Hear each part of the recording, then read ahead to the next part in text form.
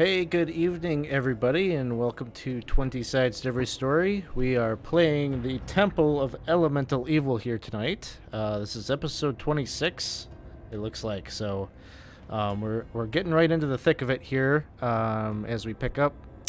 So just a few things before we get started, just in case it's your first time checking out the stream. Welcome to 20 Sides. We are a gaming community. We play a lot of tabletop role-playing games, primarily Dungeons and Dragons, although we dabble into some other systems from time to time. And we're a big fan of Goodman Games. We want to say a big shout-out, thank you to Goodman Games for giving us... we were able to begin this campaign a bit early. We got kind of an early sneak preview of it over the summer before it finally released just a few months ago. So big thanks to them. Thanks for all of the shout outs and the retweets and everything. So yeah, we're just about to enter into level 2 of the dungeon, but we'd like to let you know that this is a community campaign, or what we call a community campaign, which means that we invite people that watch us, enjoy watching us, to jump in and play games with us. So if you're ever at all interested in joining a game with us, please do hop into our Discord server. Throw the link to that in our chat here in Twitch, or if you're watching this on YouTube, check the description of the video. You'll see a link there for Discord. And certainly as soon as you jump in, a bunch of people will say, hello, welcome to the server, and just let us know you're looking for a game, and we'll point you in the right direction so that you can sign up for a game. If you really like what we're doing, we also have a Patreon that you can support. I'll throw the link there in the chat as well. The big benefit for supporting the Patreon is you get priority sign up for the games, but it's certainly not mandatory to do so. Just stop by the Discord and let us know that you want to play, and we'll get you into something. So I think that's probably all of the disclaimer I need to do right here at the beginning. We'll get right into the game. And so where we're at in this campaign right now is we've got a number of adventurers who have pushed into the temple in order to try to cleanse it of the many factions that have occupied the temple, are hoping to use the temple's power for their own nefarious schemes, whether it's one of the remaining elemental cults. We still have a few of them still at large, though the elemental cult of Earth has been defeated. We also have the forces that are under the control of a half-drow named Lareth, who we probably know less about than the chaotic evil cults. What his intentions are, the only thing that we know at this point is that he's looking for an artifact called the Golden Skull. It's unclear why he's looking for it or what he intends to do with it, but he is here at the temple now and is scouring its halls for this artifact. And so the characters at this point had been exploring the first level of the dungeon, and had dealt with some of the denizens of the dungeon, and are now contemplating a trek down into the level 2 of the dungeon, where they know that some of the other cults dwell, as well as it's speculated that Lareth may be somewhere down on one of the lower levels. And so they're picking up, it's about noon or so, where the story begins. Many of you have participated in the previous explorations of the level 1, patching yourselves up, and maybe having a little bit of discussion about the way forward. And so before we go any further, we'll do some character introductions here so that folks can get a sense of who we're playing with here tonight. So just give us your character name, class, race, and just tell us anything that we need to know about your characters as we jump into this next session of the campaign. And so why don't we kick things off here with Thorwald? Hi, my name is Gabe, and I play Thorwald. Thorwald is a human barbarian paladin. he arrived in Hamlet with all the good intentions in the world, got mixed up in an attempt to rescue down on the second level. A bunch of tragedy happened. He's a transformed man trying to redeem himself, trying to find a reason to go on and extract vengeance. Is setting towards finding out what happened to the former head of the fire cult Alram, with which he had a sort of master disciple kind of weird relationship. Awesome. Let's go next to Ziloff. Hi, I'm Isaac. I'm playing Ziloff. Ziloff is a bard slash warlock, a dragonborn. In his early days, he was looking for adventure and song, though tragedy kind of seemed to follow him wherever he went. So he tried to reach out to a different means to try to keep his friends alive. He's recently been getting rest, which is nice. So he's kind of taken some time off from the adventuring. He's kind of seeked out some self-help, and he seems to be in a good spot right now. The bags under his eyes have lifted, and a little bit of that spark is back in his heart, though there's still a bit of this power kind of draining on him a little bit. But he's here. He met up with his friends, and he's looking to help them as best he can. Next up, we have Dane. Hi, my name's Percy, and I'll be playing Dane Battlehammer of the Battlehammer clan. He's a 4th level cleric of the Word Priest variety. He's just looking to keep everybody alive. Oh, he's also deaf. Yes. When did that happen? Was that was right away, wasn't it? Like the first session? No, that was probably. We went down into some cave underneath a well.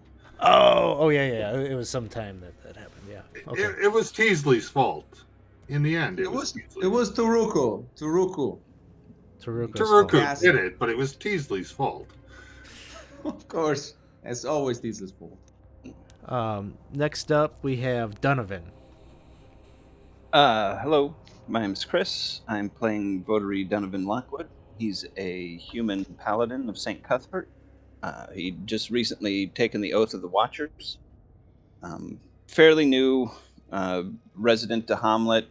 He grew up in Divers in the Church of St. Cuthbert and was trained as a paladin and was sent off to Valuna when the forces of Euse started rearing their ugly heads, and that was where he met Canon Turjan from Hamlet, who, with the war going on, he was the one that they sent back with Canon Turjan to Hamlet to investigate the temple.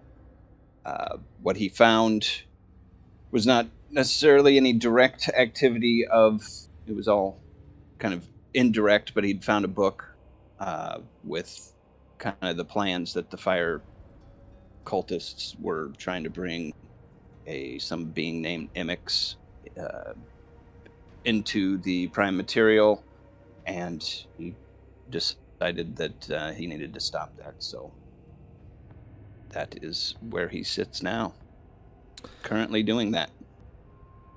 And then we have Galileo. Galileo is a 4th level druid of the. And he's a furbog. He went a little bit against the grain of his family when he became a druid of the starry form druid instead of one of the other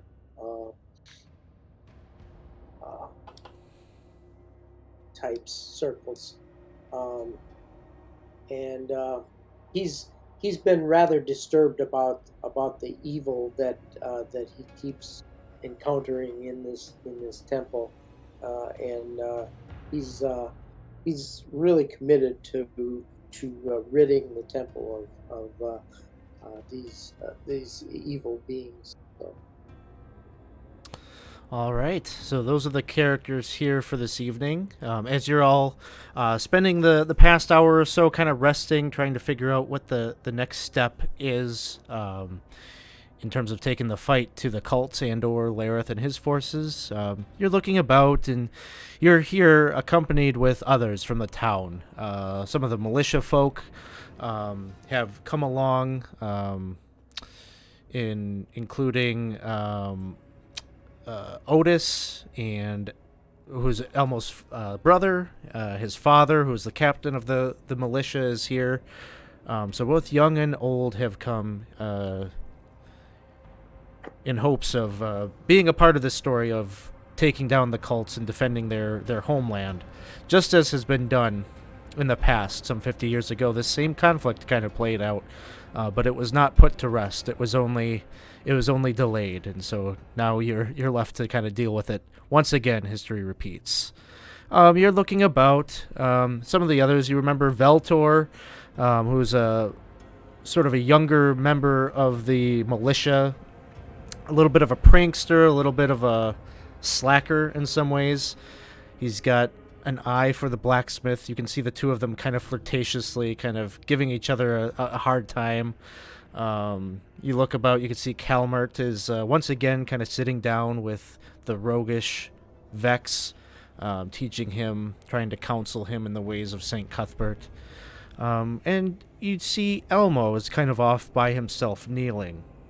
Looks like he's holding something clasped in the palm of his hand. Something, you can just imagine that there's probably a medallion or piece of necklace or something that's attached to sort of this twine that wraps around his neck like a necklace, and he's holding it. It almost looks like he's in kind of like some sort of a prayer type stance, and his other hand he's placing on wounds all around his body. He's been in the fight with many of you, and incurred a few wounds over the past couple of sessions, and seems like there's sort of a ritualistic gesture that he makes, one that those of you that are of the faith of St. Cuthbert, you wouldn't recognize. It's not a St. Cuthbert gesture that he's making. And then you may recall many of the townsfolk are of the old faith, this sort of more naturalistic kind of thing where they don't necessarily revere or worship a single entity or anything like that, but more nature itself. Or at least this is what you've been told by those that maybe you've inquired about some of the local cultural rites and such. He notices that maybe a few of you are looking his way. He smiles. He says, he kind of confirms this. He says, just a bit of the old faith magic that was taught to me long ago by Jaru. I don't know if you ever had the chance to make his acquaintance, but I miss him. I guess I don't say much about my faith in the presence of so many of you of St. Cuthbert, but this bit of magic maybe seems a bit foreign to you.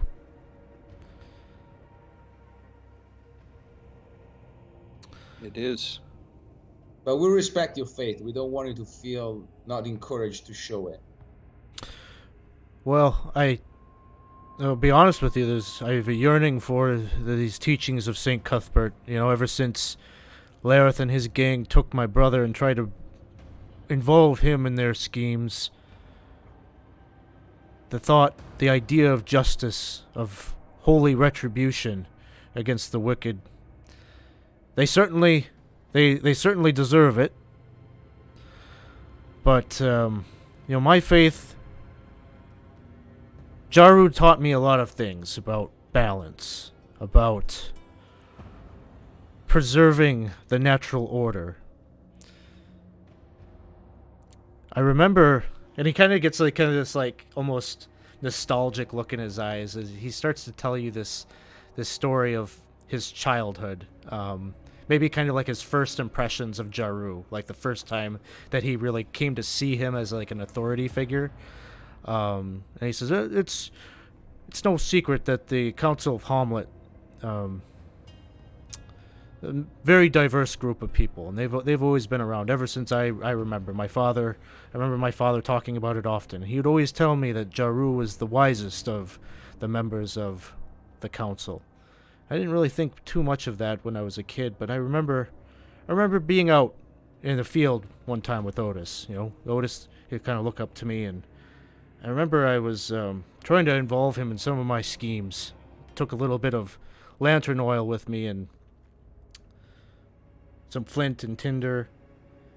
We poured it over an anthill, and we're trying to light it on fire, just to watch the little ants burn. Seemed like a bit of fun, just with some insects, as you do, as kids sometimes do. And I remember Jaru coming over and looking at us, and I could tell, I knew even as a child that I was doing some bit of mischief, I was in some trouble. And Otis, very afraid, looking at me to speak to him, but he was very calm. He just asked us questions. He asked us what we were doing. I probably tried to tell him some fib I don't even remember.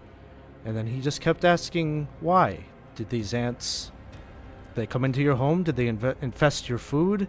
Did they bite you? What did they neglect to help decompose the rotten foliage out in the forest? He just kept asking these questions. He never lectured. And I always wondered, I ever since that day, what he meant, or what his meaning was. Was he trying to teach us that we should question our actions? Was he trying to suggest that... I don't know. This is the kind of man that he was, and his questions always brought with them a lot of reflection, a lot of thinking, a lot of trying to make sense of what I was trying to do, and I miss him, and I wish he was here. Did you ever think that maybe he just wanted to join in the fun? No. If you knew Jaru, you would know that this was not his way. I mean, he very much is devout faithful of the Earth Mother. He would not. He would not enact such wanton hurt on something unless it was justified. As you do when you hunt, to try to cull the herd, thin out numbers so that the animalistic ecology is sustainable. These cults, they are the type that would join in, just to exert power over something that maybe seems meaningless or insignificant in their eyes.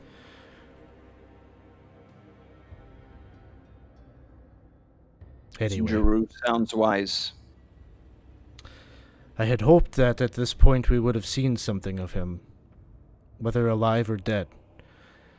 The fact that we have not, I don't know if it is to bring comfort that he may still be out there, or if we should perish the thought and not cling to that hope that he's still alive.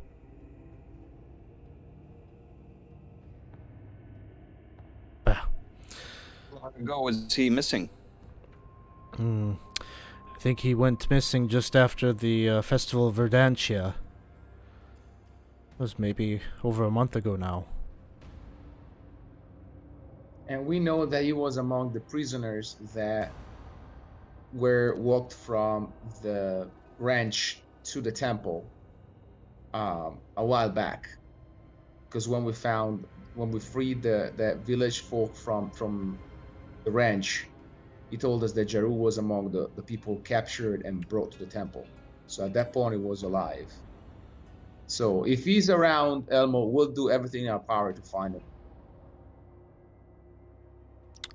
Thank you. I'm sure he would have much guidance, much information to help us with our present situation if you could find him. Elsewhere in the corridor, you can see Spugnor is kind of pacing about.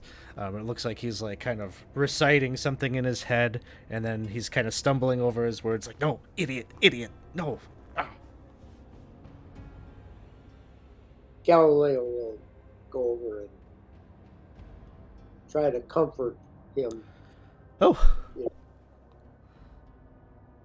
You are being so nervous. You do not have to be that. well, I'm just a little having a little bit of performance anxiety, maybe you could say. I've got this spell that I think can help open the door, but I'd never used it before. It's sort of a little bit theoretical, you could say. So I'm just trying to get it quite right. It's a little bit tricky, the language, and When the time is needed, you will come through.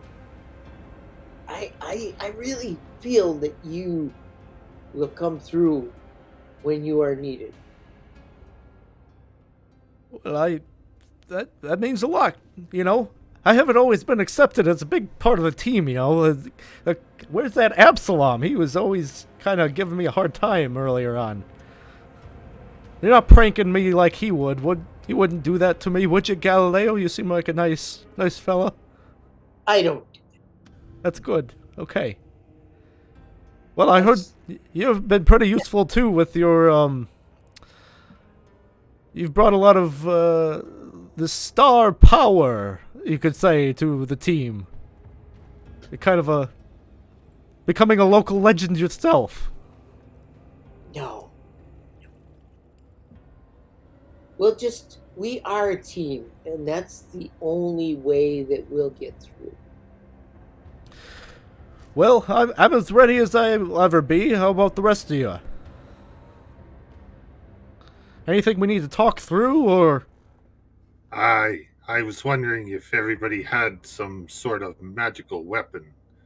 The last time we were down on the second level, people were ill prepared. My morning star is silvered, but not magical.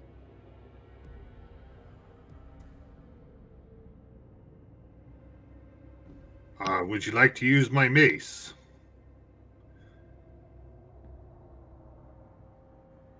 Does that leave you weaponless? Oh, I have other things I can do. I will gladly take a magical mace if you have it. I'm going to need it back after we're done, but you can borrow it for now. Thank you. And I will take that mace and Need me to transfer that over onto your character sheet for now? sure. I do think I have a mace in there, so it could just be adjusted if it's magical. Yeah, just add +1 to it. Okay, that works too. Or you can transfer it over, whatever's easier. Well, I could just click and drag and it'll be there. I guess just remember, Chris, to just like delete that mace +1 after the end of the session. We could handle it that way. But it's there on your sheet now. So I'd gladly give it to you, because I'm more of a hammer or an axe guy.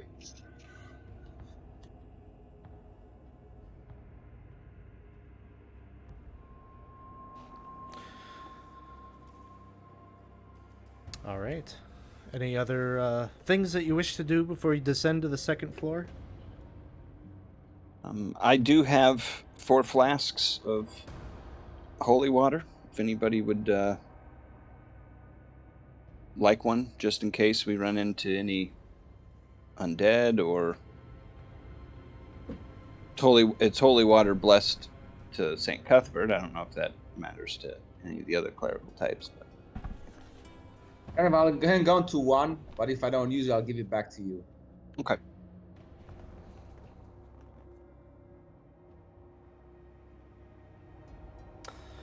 All right.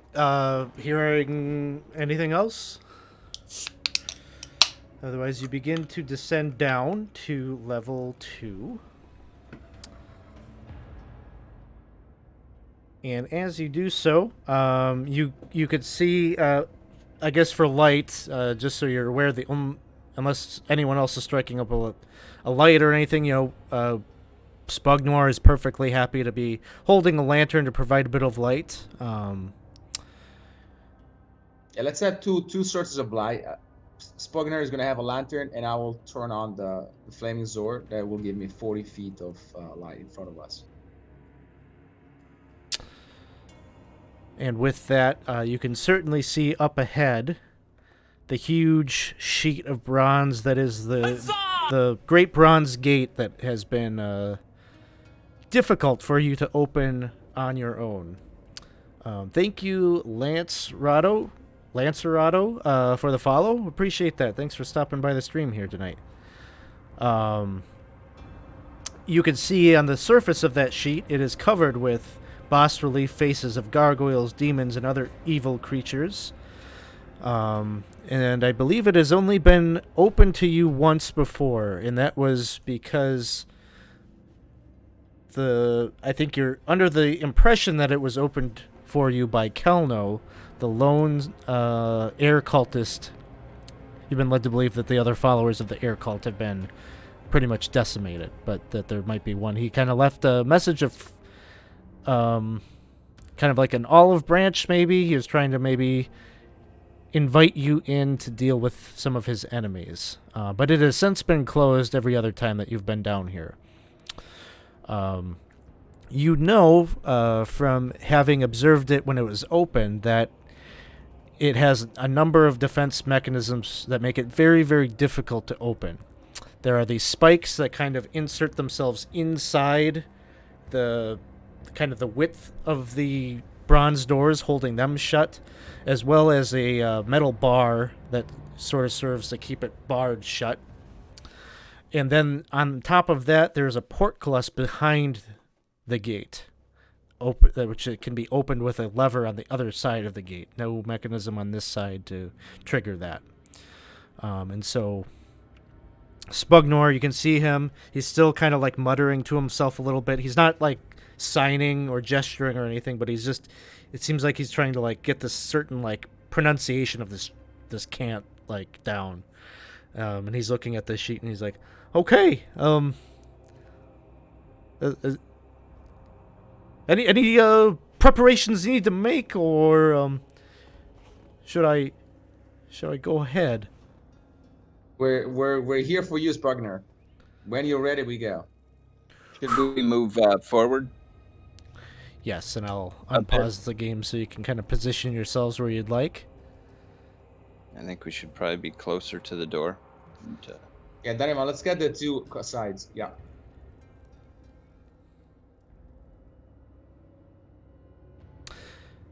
And of course, the spell that he is going to try to perform is the knock spell.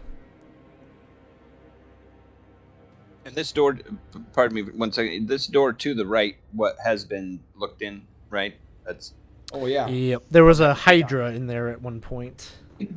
Yeah, we've been down here before. Don't you remember?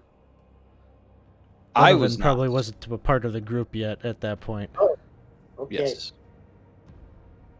So Spugnor does move ahead, and actually he moves ahead, and then he looks back at you all and he says, "Pardon me, I think maybe I can perform the spell just okay over here." And he moves back That's a bit. fine. You can be back here with me. That's okay. Oh, maybe like right here behind you, Ziloff. Is this Sure, okay? Sure. Yeah. Yep. I've been through here a few times. I know where the exit is. I'll point you that way if we get in trouble. That was a nice joke, Zilli. So he begins to chant the name, and as he does so, Donovan and Thorwald, you hear what sounds like some kind of mechanism kind of like churning on the inside of the door. And you sort of can get a sense, I guess, that probably what you just heard was the spikes on they're underpinning the door, holding it in shut, head withdrawn. And I incite him. You're doing it. You're doing it. Keep going. Oh. It's not open, eh? Not yet. Okay. Sounds like you unlocked it. I'll try again. And you can hear he like says he recites the verbiage of the spell again. And this time you hear what sounds like a big clanging on the other side of the door. And you can almost get kind of a mind's eye of like maybe the metal bar has slipped and fallen to the clang to the floor. One more to go. There's the portcullis left. There's one more? Well, let me try, but I remember there was a portcullis behind that. So Thor will go there and try to open it, but expecting fully that it's not going to budge. And I will aid him in that. Okay. So when you get closer to the door, you can see that you can almost see like just a little bit of a gap, almost like the pressure of these two doors having closed, like that pressure had been released.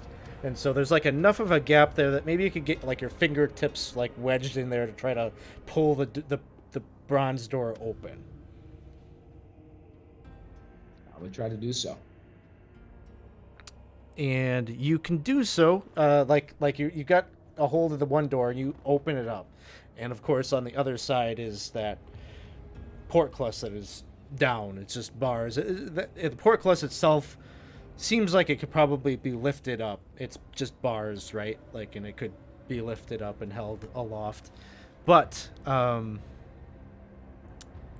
as you step up to like open that and get your fingertips underneath there, you can see there are 4 figures on the other side.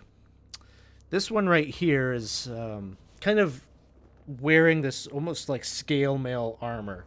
It just has kind of this like aquatic, almost like fish-like kind of quality to it, almost like iridescent a little bit in color as the light from your sword hits it. And next to her are 3 other warriors that have in their hands javelins. This one right here with the lance, or with the long pole arm, is going to take a quick snap at you with it as you open the door. But the lance kind of gets it's kind of it's like threading the needle here a little bit to try to get that right through the portcullis and make it a clean hit, and it kind of gets wrapped up a little bit on the portcullis, and it manages to poke through, but it gets snagged in such a way that you've got enough time to kind of leap out of the way. And probably right there is where we'll roll initiative. But which Thorwald, what do you think? Would you have been pulling the left door or the right door? Left. Left. Okay. So basically, like the width right here. I don't know if you can see that. The left, like 10 feet of that corridor is what's visible. Okay. So right here, would be cover. Block. Like they can't see you through that, and you can't see them through that. So go ahead and let's get you on the tracker here. But yeah, go ahead and roll initiative.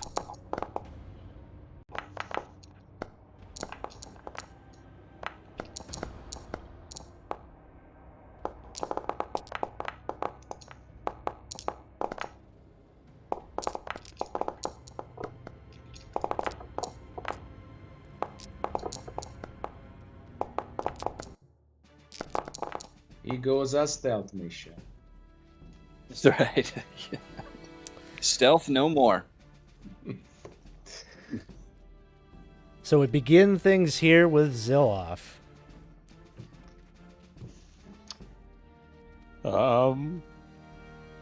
Yeah. Zilloff would, I guess, see what could he would be able to see that through that opening, right? That there's warriors Yeah, and you stuff can see on the these other two side. warriors. They both have these Mhm. swords out that almost look like they're edged, right? Like they're almost Mhm. like this serrated edging to them that almost looks like the blade itself is fused together with like shark teeth or some kind of other aquatic animal teeth. Zilloff hasn't been around in the temple for a while, though he was there at the beginning. Does that look familiar in any way to him, or not really? You may have heard of characters like this that attacked in Nulb. There was like kind of some intercult warfare that had happened in one of the sessions, and there were warriors that would have looked very similar to this, aligned with the water cult.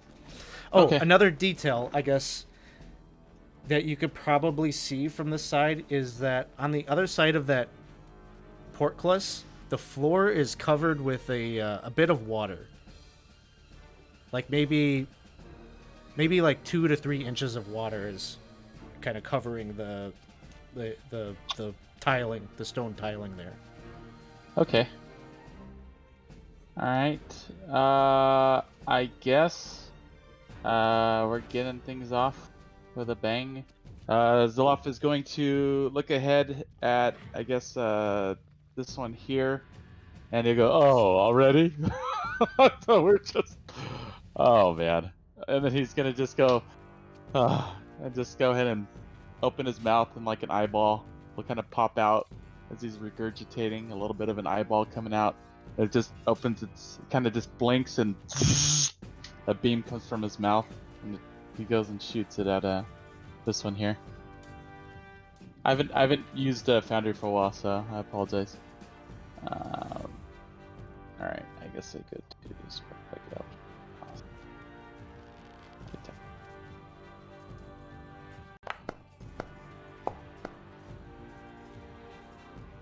That one will 7. miss.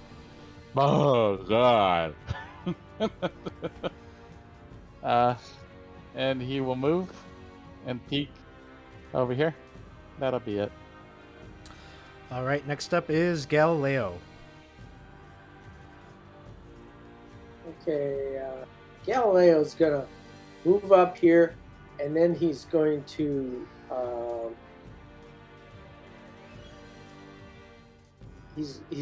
he's going to do poison spray at the one directly in front of him there. Okay.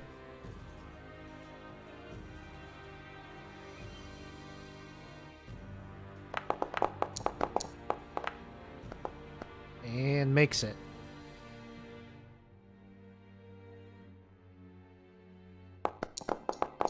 Oh no, he makes a save, so no damage.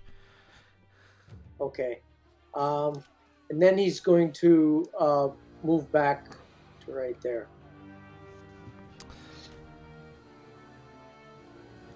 All right. As you do so, this one right here that has the lance out is going to take an attack of opportunity against you. You moved up right here, right? Oh, he's got that reach on me? Yes. Okay. A 16 to hit. That's the number, I guess. Oh. 15 points of damage. Wow. Ouch. Oh no.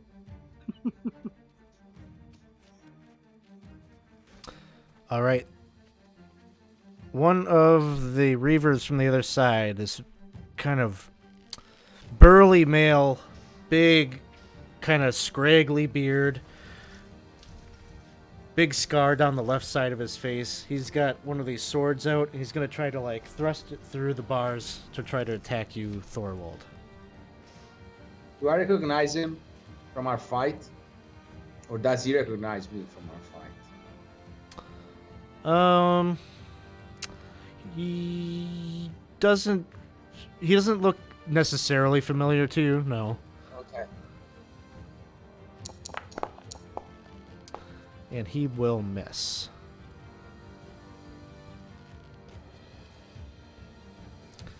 The knight here, he's going to try to hit you with the lance.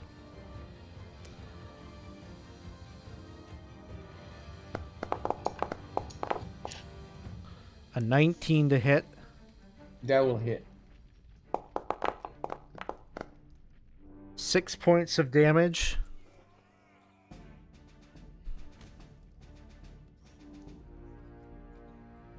First blood is on you. And this Reaver right here is going to throw a javelin.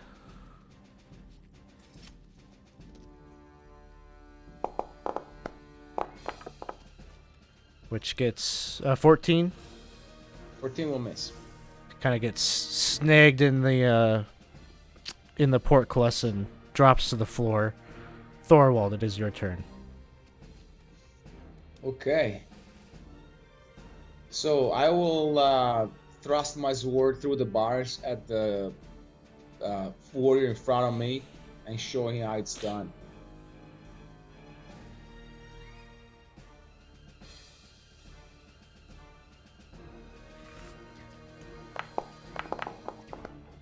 Look at that 20. Critical hit.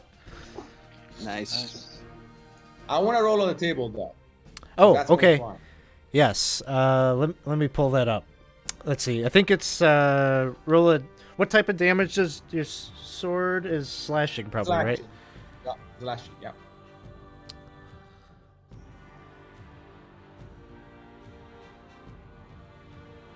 Okay, give me a D20 roll. Coming.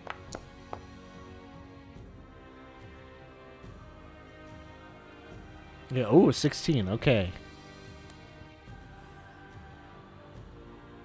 So roll your damage dice twice, add them together, and the creature is bleeding. For the next minute, the creature loses 1d12 hit points at the start of each of its turns, until it Wow. uses an action to yeah. staunch the wound. Okay, so this is the normal amount, and then I'll roll another d8. So that's 20 plus 1d8 coming. So it takes 25 points of damage. So your sword goes through the bars, and like you time like the flame off the sword like has like the potential to like like kind of cauterize the wound, but you manage to like force it to like turn off at like the perfect moment that when you withdraw the sword out from his flesh, like there's just this torrential blood that's like kind of pouring out. He just drops to his knees and is kind of like grabbing hold of the portcullis to try to like force himself back up, but he's just like gurgling. You can just hear him just gasping his last few breaths before he perishes on the floor. Nice. I'll move to here. I think the attack of opportunity is already being used, so Yep. the polearm should attack me. That only give me like a slight cover in case from her if she doesn't move. That's my turn. All right, this Reaver right here is going to try to throw a javelin at Zilloff. It should be able to do so within the normal range. So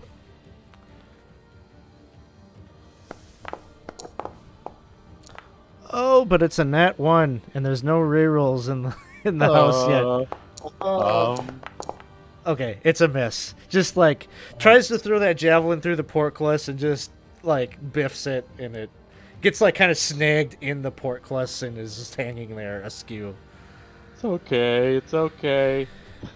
And then moves back 5, 10 to like right there.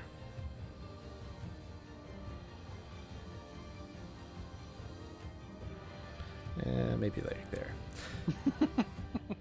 Dane, it is your turn. All right, Dane's going to move over here, and he's going to say, "You dare attack the fire cult?"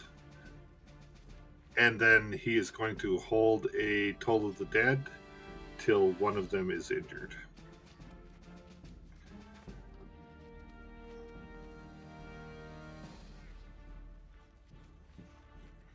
Okay, gotcha.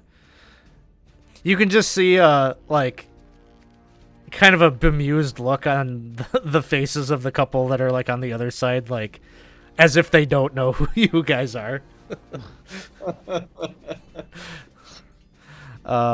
It is then Donovan's turn.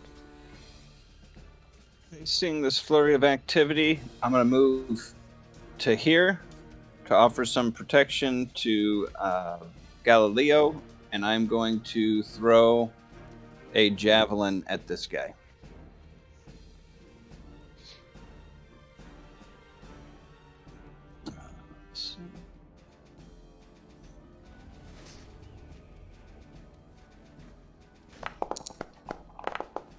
Ugh. And that one will miss. That Will bring us to Spugnor. And so he has used his second levels.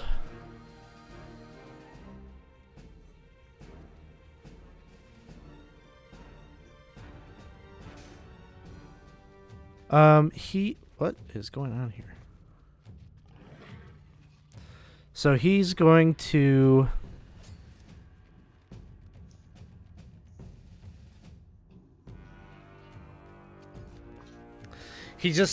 Spugnor didn't like catch the look of disbelief on their faces, and he just runs up and he's like, "Yeah, fire cult, boys!" And then he just holds his hands up to the portcullis and shoots out arcs of flame as he casts a burning hand spell.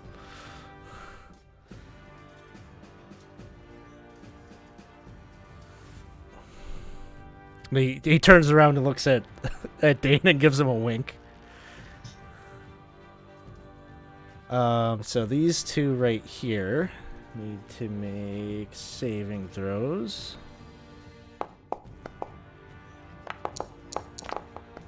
And the Reaver fails, the Knight makes it.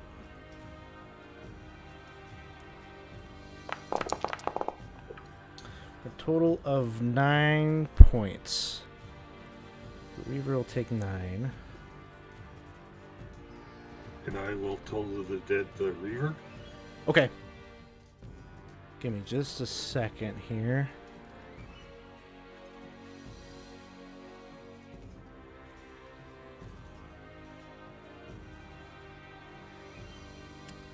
Okay, and then a total of the dead on the Reaver. And he rolls poorly, so he'll take the damage.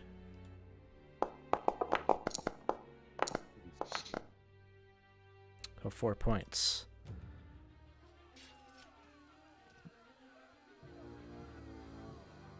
All right, that's going to bring us back to the top. Zilloff. Oh. Hey, Dane.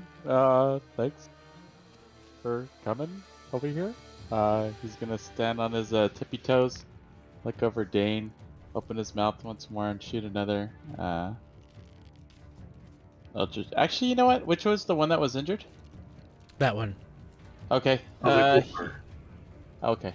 We'll try this one. We'll do that one too. We're gonna go ahead and do Toll of the Dead on that one there. The bells keep ringing. Yeah. Feels like that ding-a-ling-a-ling.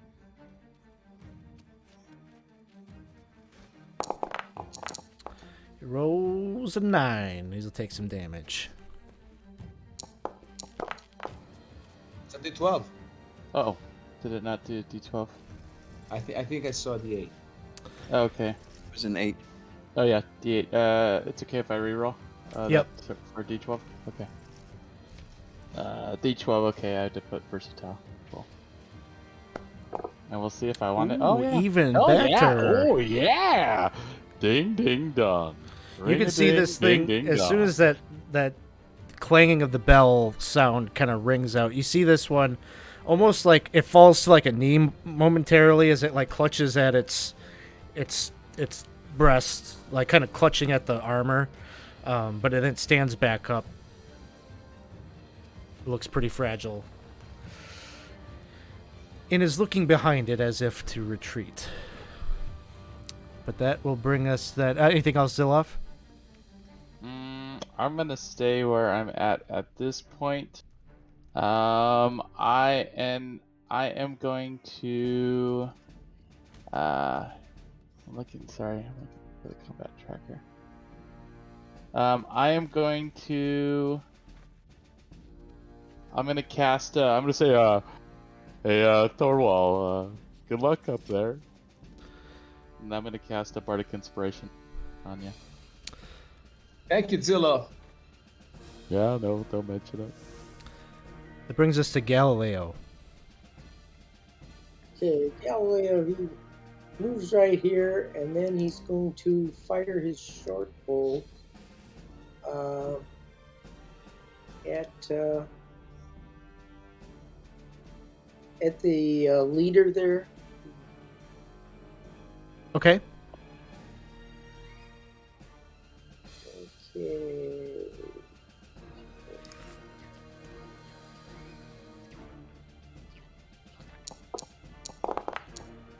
Oh.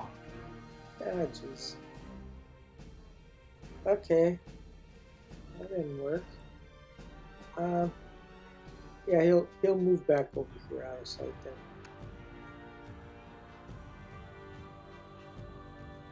All right. That will bring us to the Dark Tide Knight, who steps right up here. And you can see kind of like nudges.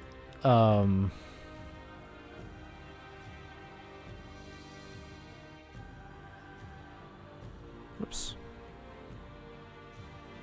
Nudges the Reaver right here and says, "Go. Let the others know. The ritual must not be disturbed. I'll deal with them." And goes to try to, like, lance Spugnor.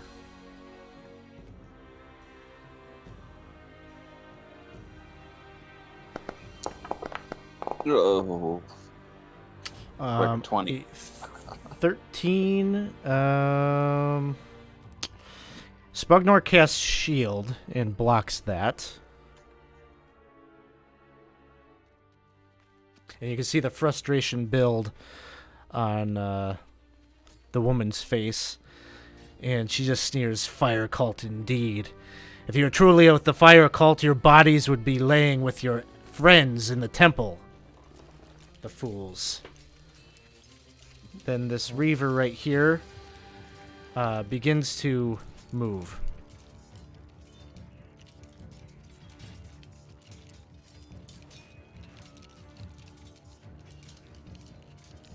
And out of sight. You can just hear sloshing and splashing as she's running down the hall. So the hole seems to be covered in water all the way down here, right? It probably goes to about here, and then you see like the water line kind of, that's the end of it. Almost like, there's a tub overflowing somewhere, and like that's the extent of how far the water has gotten. Mm-hmm. So it's just a little bit. Do we get the sense that there is like that this tub overflowing is continuing to go, or do we see like movement? No, not really. Okay. No, it's okay. Not so fast moving that you can detect it.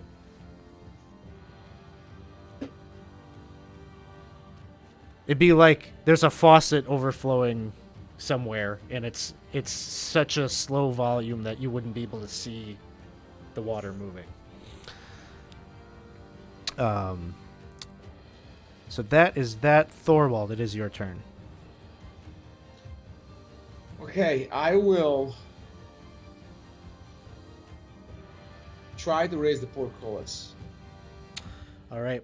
Give me a strength athletics check.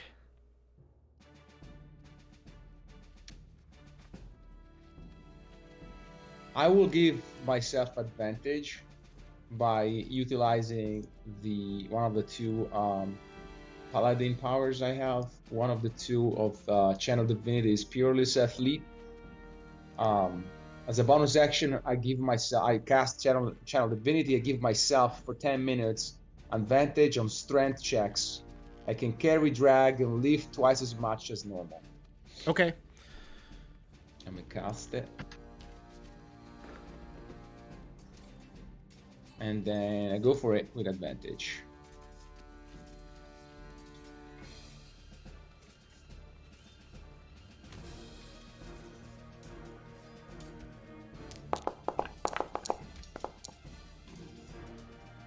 So you have a grab- bardic inspiration as well. Oh yeah. Okay, I'll throw that in because we need this to succeed now if we have a chance. So throw in the Okay. d6. Nice. You needed Yeah. it to make the success. Nice. It's a 20 that you need. So you grab the bars and you manage to pull this up and like hoist it up like your full arm's length overhead so that there's decent clearance that you have to sit here like this and hold it, but you've got it up and people can pass under the portcullis if they wish. And I say, go! We need to go to get past this. That So will bring us to this Reaver right here, who pulls out that sword and charges ahead. And basically, I'm gonna assume you whipped that door open and from where you're standing and pulled that up. So he charges ahead and he's gonna take a sword attack at you. But totally like trips maybe a little bit on some of the water.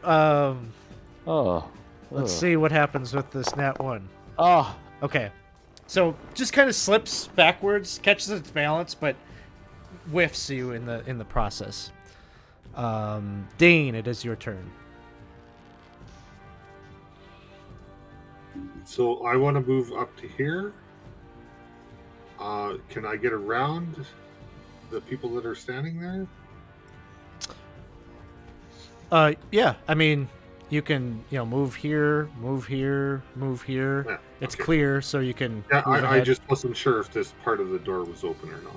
It is. Yep. The whole. So that gate, that portcullis is 20 feet wide. Like Thorwald is Hercules there holding this heavy gate. He's not going to be able to hold it forever, but with a 20, whatever it was, you'll be able to hold it for a bit of time before you get exhausted.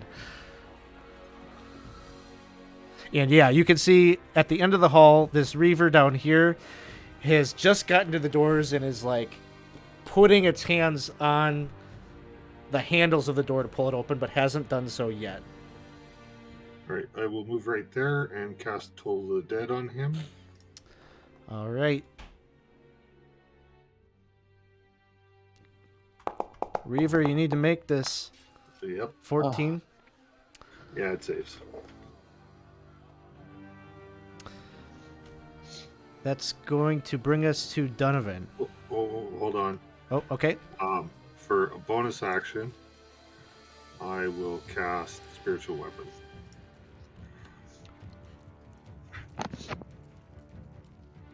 Nice.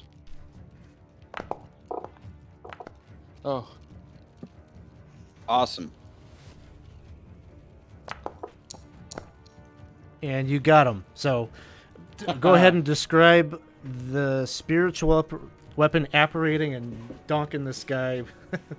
Okay, so gets there. Bane is a follower of Marden, and he likes warhammers and battle axes.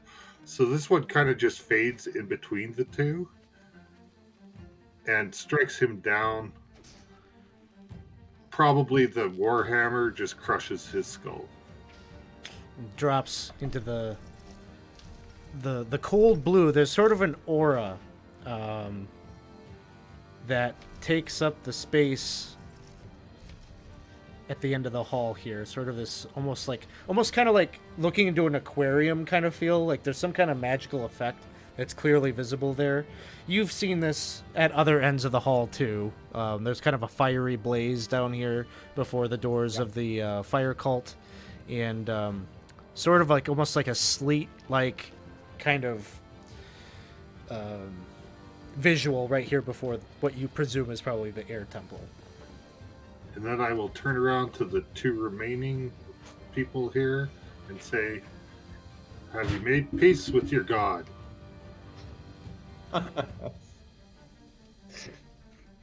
This And that's one, it for me. this one turns to you and says, "I have, and soon you will meet her too."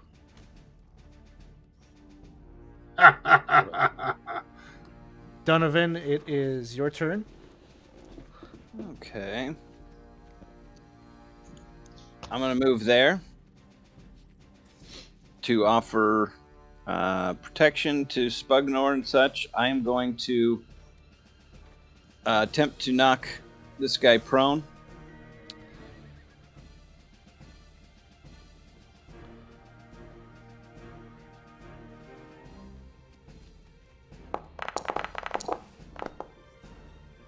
All right, you do so. That one is prone. Okay. And then I will strike. Where am I in the tracker? Spugnor, Ziloff. I'll holler out for people to attack the one on the ground. I'm going to use my attack and attack this guy. Okay. I believe he was injured before. This one has not been hit yet. Oh, he has not been? Nope. Okay, that being the case, I'll go for the guy on the ground.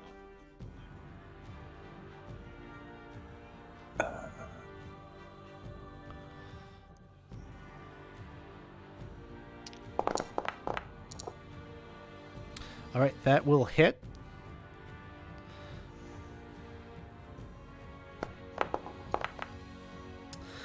So as you bring your sword down, she sort of like rolls. 10. Should be 10. Okay.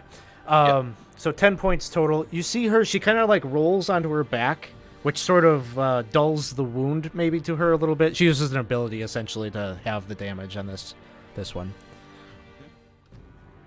Yeah, and it was +2 for my dueling. Okay.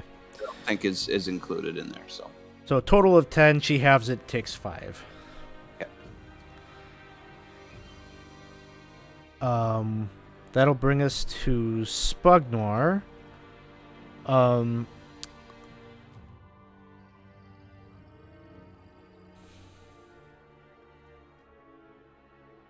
Spugnor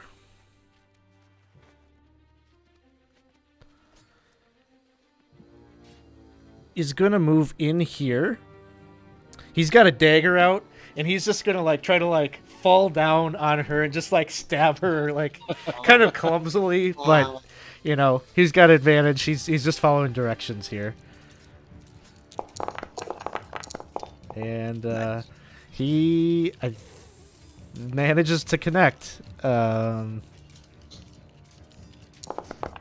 dealing 4 points of damage. Very courageous wizard there. Going with a knife. What's he got, like 10 hit points? Yeah. He's gotten a little tougher over the sessions. He started with not so many. He was like AD&D style wizard with like 5 hit points or something. So that's going to bring us back to the top, and it's Ziloff's turn.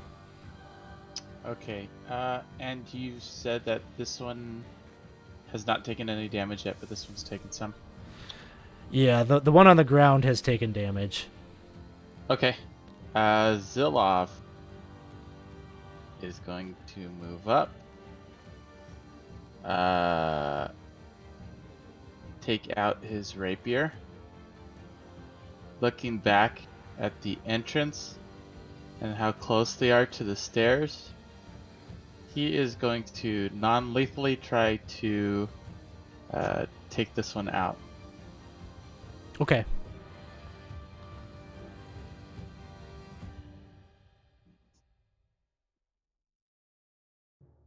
Did it do me? No? Okay, let me try it again.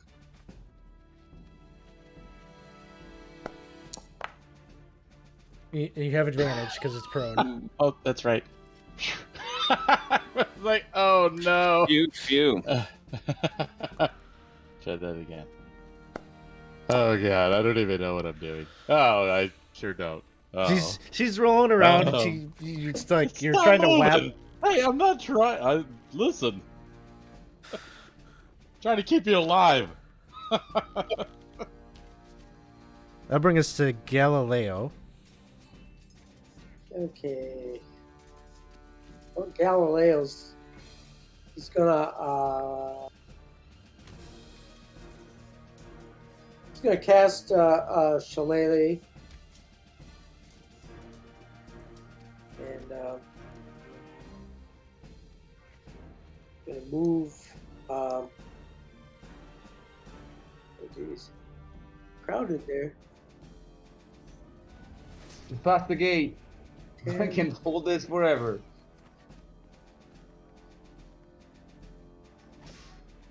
Okay, he's moving up. He's gonna move up here. He's gonna, he's gonna hit this one that's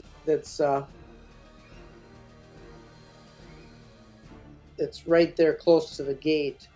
Okay.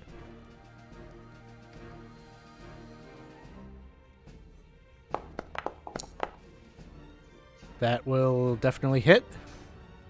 And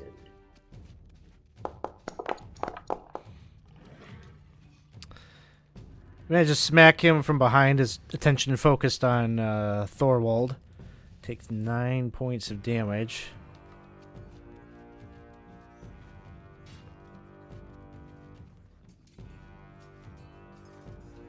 Anything else? that will be it then. Brings us to the Dark Tide Knight that is on the ground. Stands up.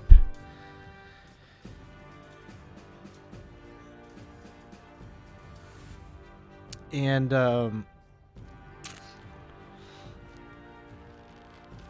having just that dagger plunged into her, she's kind of it's like angrily lash out.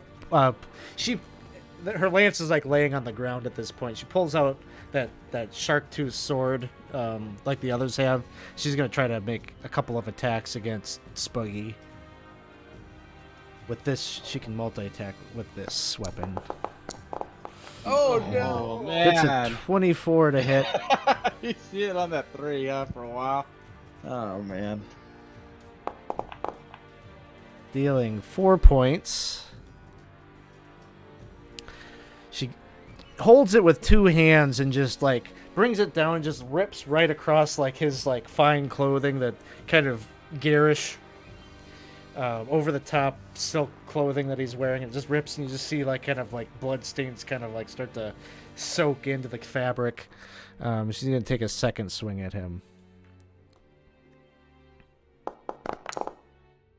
Oh, no. That one is Come on, Onyx. That's Spongy here. 15 cow. points. Yeah, he goes down. Oh. Oh no. And she just kind of like spits on his body as she stands up. She's fire cult indeed. And then Thorwald, it is your turn.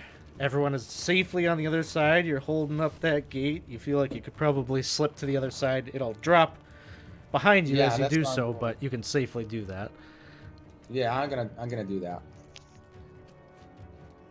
And then I'm gonna touch down on Spugny and give him 3 hit points with Lay on Hands. Okay.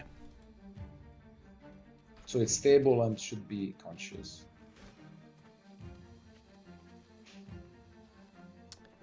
Breath fills his lungs as he's just kind of like, you could see kind of the blood was starting to like kind of start to, drain out into that water that's just a few inches of water. But as you cast your Lay on Hands, it kind of like reverses and goes back into him, and the wounds sort of heal up.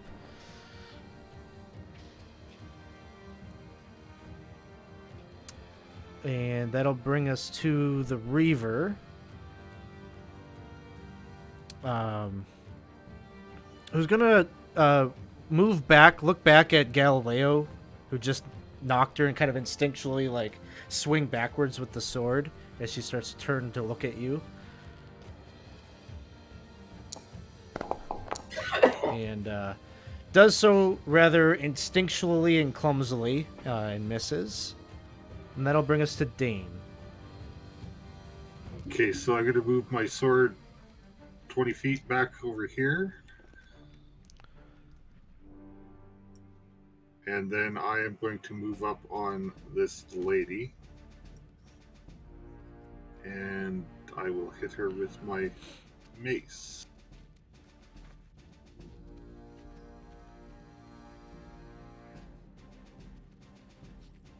Sorry, wrong one.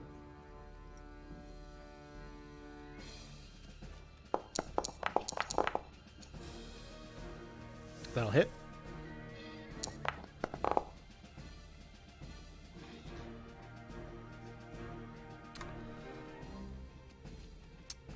All right.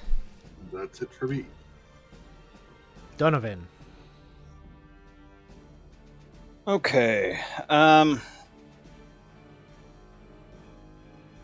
What?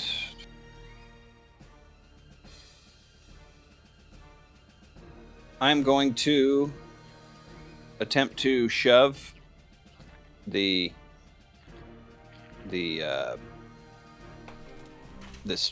Dark Tide Knight away from Spugnor.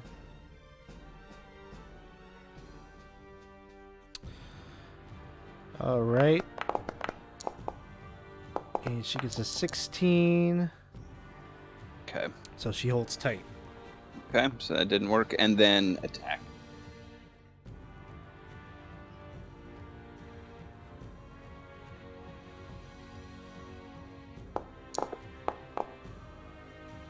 And that will hit. And I went in and added the 2, so this should be right. Okay. So 11. She'll use her reaction to use her uncanny dodge to make that a 5. Okay.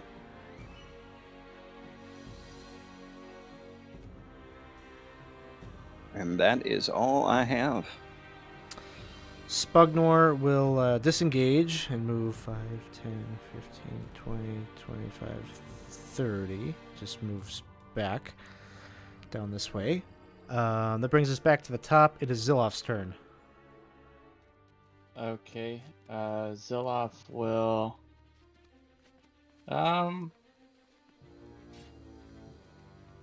Yeah, Ziloff will move there. And he once again is gonna look to the rest of the group. So maybe we could just take back one.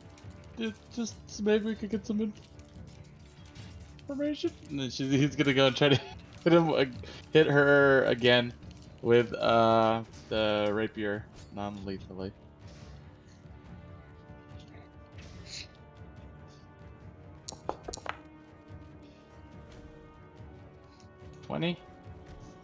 That'll hit.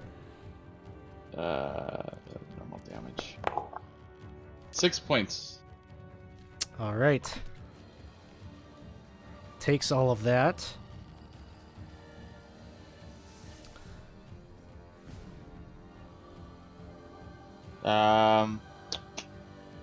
And I will. Yeah, Galileo. I'm gonna say, okay, Galileo. You're gonna be here. I'm here with you. I believe in you. Make us proud. You're gonna be granted Bardic He's hitting Inspiration. that Reaper with his quarterstaff again. All right. Did you hear that though? You got Bardic Inspiration. Oh, what can I use that for on the attack here?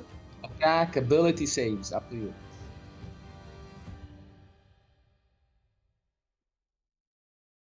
All right.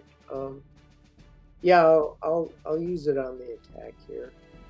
Okay. Well, you can use it after you've done the roll.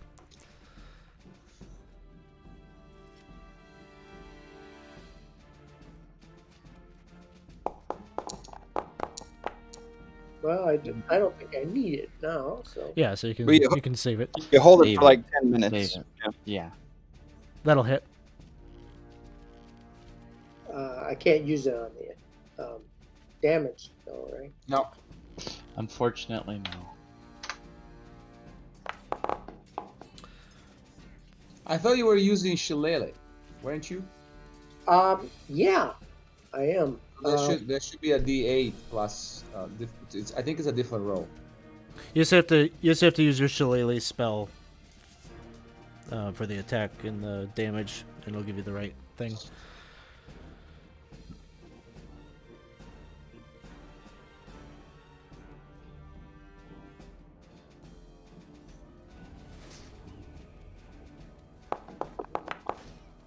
There you Alright, go. 11. Mm. Kind of a deafening crack against her skull. She's still standing, a little bit muddled maybe, but she looks at you. She's trying to fend you all off. She's got multiple attackers at this point, but she looks at Zilloff and she says, "Good. Your mercy is your weakness. Every minute you sit here trying to contemplate whether to kill me or take me prisoner is 1 minute closer to seeing old Hydra." And she's gonna attack Zilloff. Oh. I wasn't contemplating. Ow! I had my mind set up. I was gonna take a prisoner. And she gets a critical hit. Oh God! Oh. Oh no. 20 Holy points cow. of damage. Zilloff's fine. Like, what did she say? The Hydra will be here? Did she say something like that? Old Hydra. Old Hydra. Oh, Second attack is a 16. Yeah, that hits. 10 points of damage. Oh God! Zilloff goes down. Oh no. Here we go. Thorwald. It's happening again. To me this time. Oh. Thor is moving here and attacking this evil lady. No, not non-lethally, which means lethally. Because he's learned from Zillow what not to do.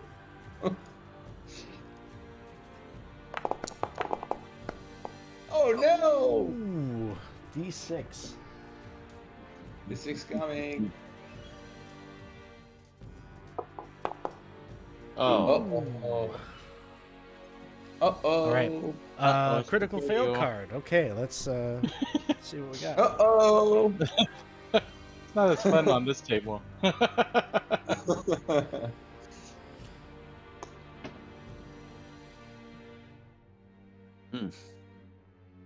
Make a DC 16 dexterity saving throw.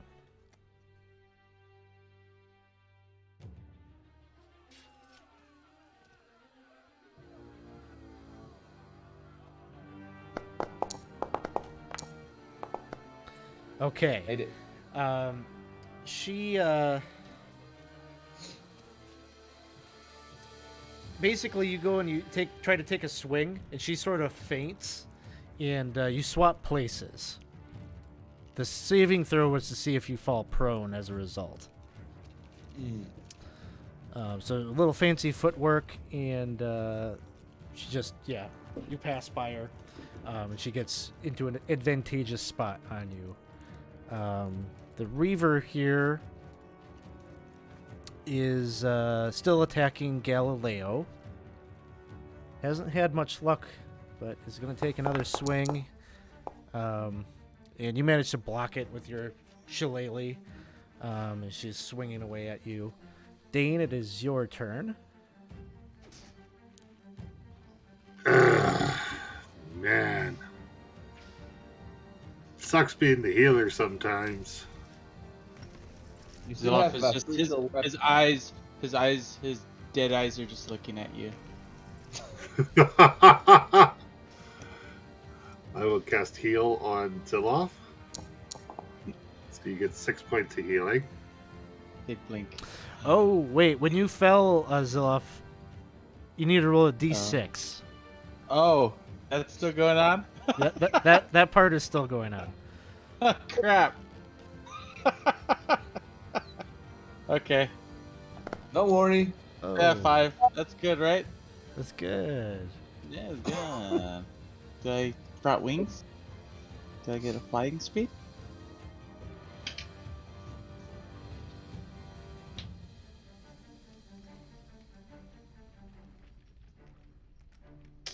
Okay. She hit you with slashing. So give me a d20 roll. You got it. 10. It's nice and neutral. Mm-hmm.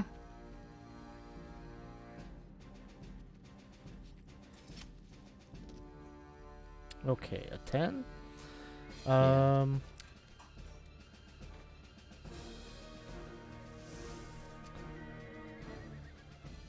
Okay, you have a horrible scar. You were disfigured to the extent that the wound can't easily be concealed.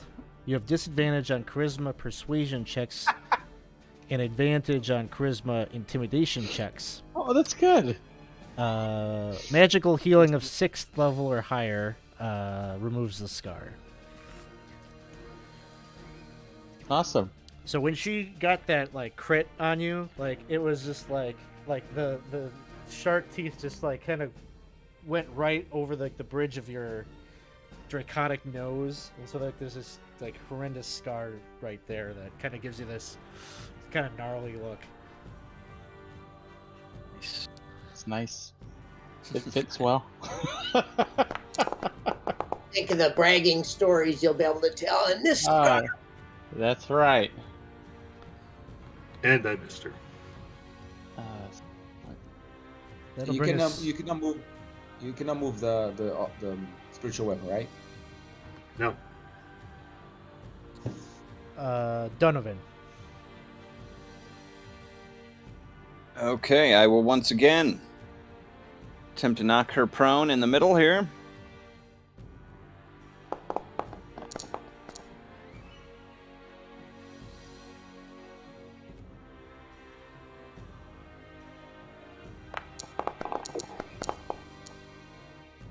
Okay, she hangs tight. And then I will attack. That'll hit.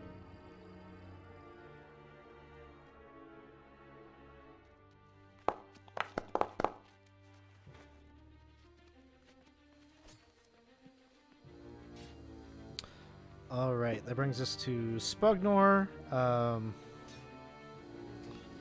who's just hanging back for now. Ziloff. Ziloff is going to stand with his newly acquired scar, kind of blood kind of dripping kind of from his face, and his eyes open wide, and he looks at her and says, "Fine then, die!" And he opens his mouth and throws an eldritch blast her way. Now, Is that at that would be a yeah, is it a disadvantage, because of disadvantage? the range. Yeah. Hmm. Okay. I guess I mean, I'll do that. Because, oh well.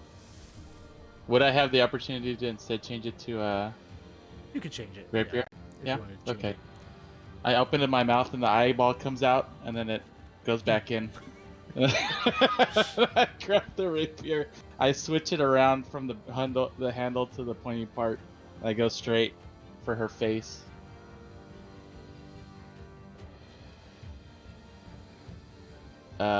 And now would it be at advantage, correct? Because I'm standing and she's prone. Or is she prone? I forgot. She's not prone this Is it prone? round. Oh, okay. Never mind. Then it'll just be normal. Sounds good. Thank you. Oh, And a 10 will miss. and you just hear him go, "Damn it! Damn it! Damn it!" Proxima in the chat. Hellraiser, Ziloff edition. Galileo, it is your turn. All right, Galileo is still attempting to take down that Reaver, so here comes the attack.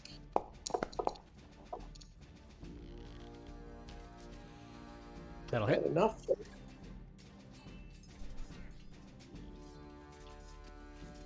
Is that a hit?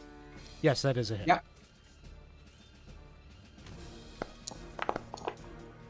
7 points.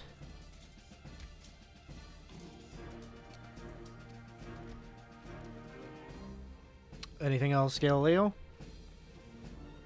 Nope. Nope. That would be it then. The Dark Tide Knight, again, His eyes open wide. Don't tell me she's going for Zillow. His eyes open wide. Don't tell me. yeah, she's gonna go for Shit. Zillow. Shit. No. God. Zillow, why did you go away from there? It was dramatic. That hits. Oh, here we 18. go. 11 points. I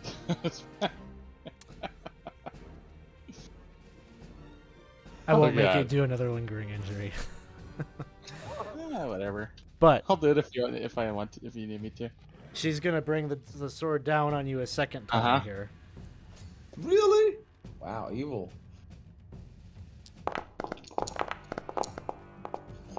Man. So 2 fails on the death saving throw. Okie dokie. Thorwald, it is your turn. Yeah, hopefully that now she goes down. Hopefully, if I don't roll another one, which is possible, you know, we'll see.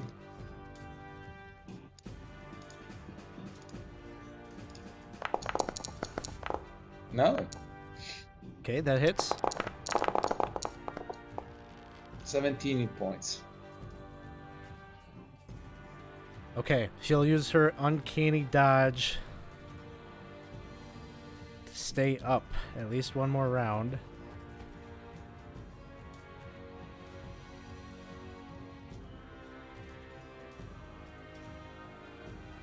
So she's still on her feet. She's kind of like, you hit her, but she kind of like moves her body in a way that it like she doesn't feel the full impact. She kind of grazes her with the blade. I wish I could do something else, but I can't. That'll bring us to this Reaver who's still dealing with Galileo.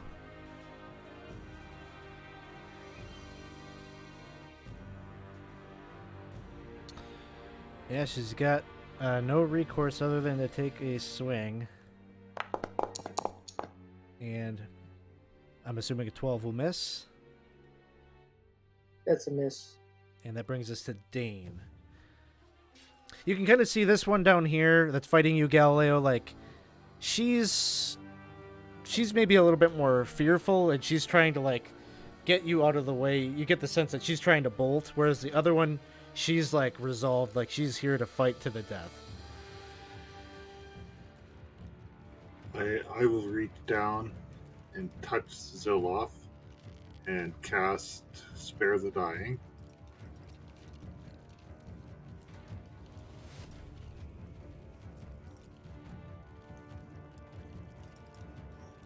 So he's stable now.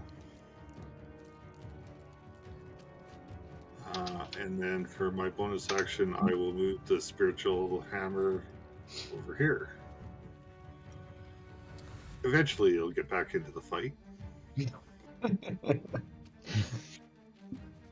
You needed it to be down there, otherwise this would be a much Yeah. worse situation. I know. So, I'm aware. Oh yeah. Donovan, it is your turn. All right, I will once again attempt to knock her prone.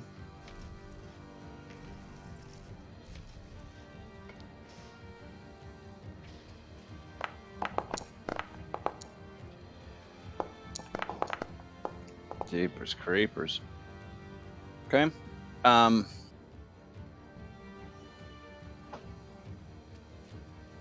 Then attack.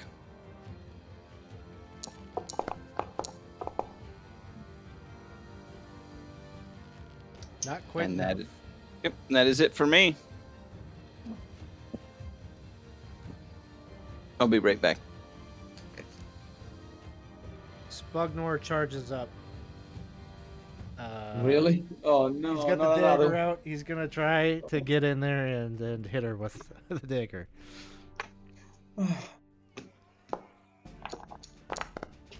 And just kind of trips over himself. He drops the dagger. Oh, teeth! Oh.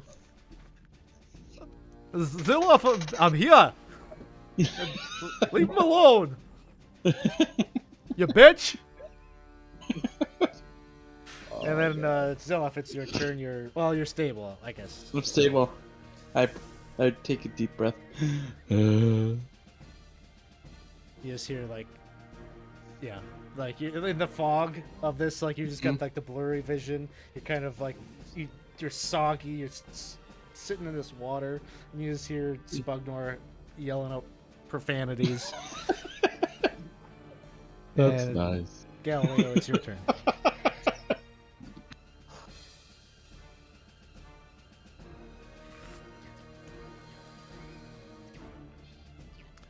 Galileo? Oh, okay. Yeah, he'll continue to clobber this one that's down here. I was just trying to figure out why my armor class was one less than what my D&D Beyond sheet said. But, anyway. So who you're attacking, Galileo? The lady who's trying to bolt, or the evil lady that almost killed Zilloff? I think Galileo's trying to attack the one that he's been fighting here. Yeah. No? Just because I'm focused on that one, so I'm continuing to. The one's That's a a hit. gunner. Maybe. Definitely. And as you Definitely. smack it in the face, her face kind of contorts, and she falls up against the portcullis and drops to the ground.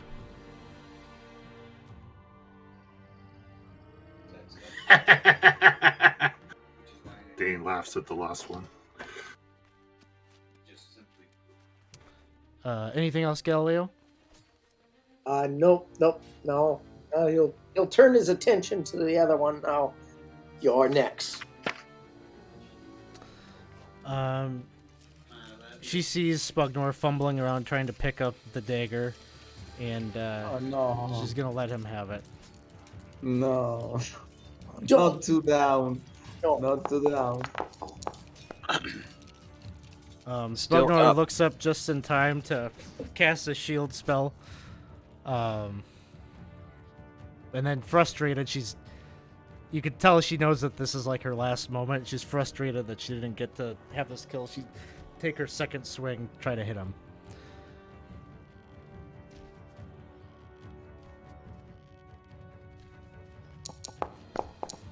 And then again, like he's just like maintaining his hold on that shield as he's like fumbling around in the water with his other hand and picks up his dagger. That brings us to Thorwald. Okay, let's see if this is finally her last action. We don't know yet. Probably not. 13 will hit. Oh, really? Okay. Yeah.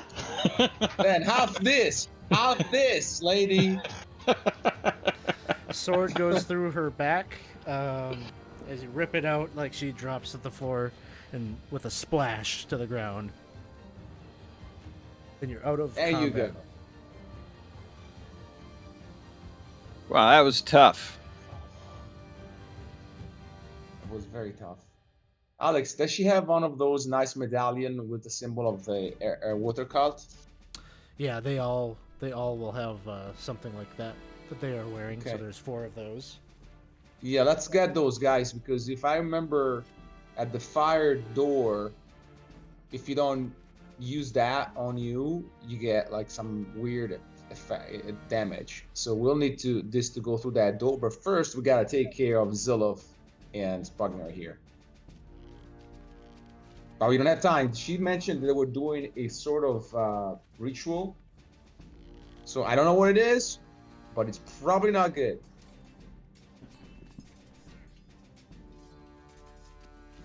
What was the name she used? Oh, Hydra. Hydra. Oh, I mean, Hydra. I don't think it's Heil Hydra from an Marvel universe. Right. It must be something else. Right. But I would recommend expediency, like Yeah. fast. So I will touch down on Zilov and give him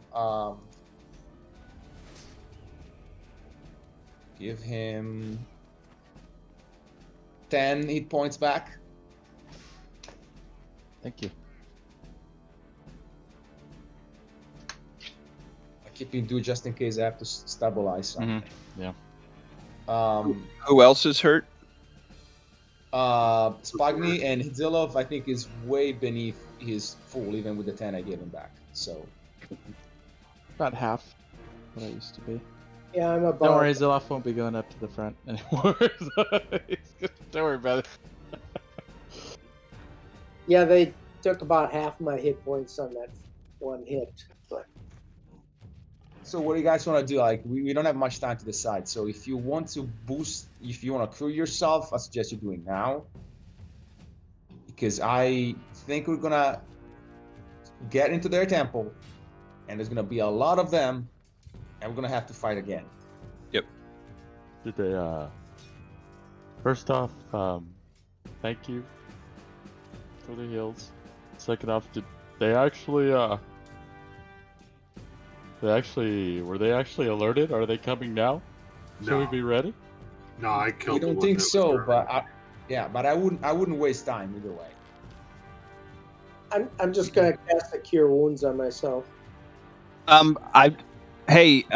you do that, Galileo, I will do lay on hands for you for 10 back. Oh, If you can use that first level spell as a damage, spell, that leaves me 5 points to stabilize people if need be. But if you can save a first level spell slot, I'll give you 10 back. Well, Spugnor and Zulaf are still low too. So That's fine. I'll. Zilaf will say, "Don't worry about me. I'll make sure. I'll try to avoid the damage from now on." Did we? Did we at least? Did we at least knock? Maybe knock with the other one unconscious? Maybe. no, I think he killed her. Oh, There's a lot of blood. I don't think they're alive. I don't know if it's Although my some own. of it might be mine. Is it bad? He's gonna stand up and look at the wall. Is it bad? Is it bad? Oh no, you look wonderful. It gives you like that visage of a rough, adventurer. Like Rob. me, you're joining the team. Like I have a horrible scar right here, so we're good. You look like the sign of the stumbling ogre. Oh God. All I had left was my beauty. Oh, I think it's kind of a cool sign. Oh. It makes you very, you look very memorable. Although you already looked sort of memorable. Uh-huh. It's helping. Thank you. It's the teeth. You may stop talking. Thank you. Fanny, stay back, okay? Okay. Let us do the job. And then, so we distribute the water necklaces, symbols, and we go towards the door to the west. Yes. You want me to just hang out back here, maybe in the hall, or? Yeah, I mean, if you can put out the portcullis, giving us a quick escape route in case we need it, and then sure. go join the others, I would recommend. Yeah, I could do that. You can see he's like looking at the winch, and yeah, he starts to crank it. I think they would best. Yes. Right. He did this. He was very helpful with opening that door.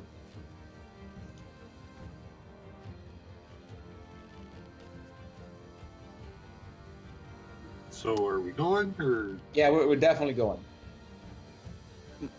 So who is wearing the medallions? I am. We have 4 of them, right? Yes, you have 4 of them. And we're in 5. Can someone of you? I think the symbol of the water is like It's like a circle. a circle.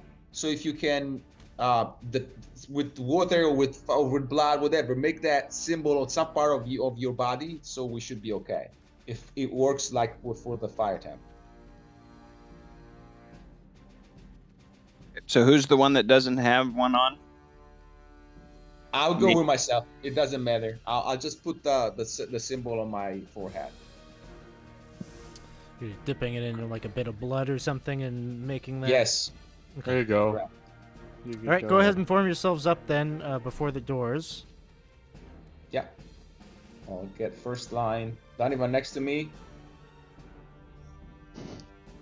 And Zillow. All those. Oh, I know that door. Just kidding. Yeah, I know.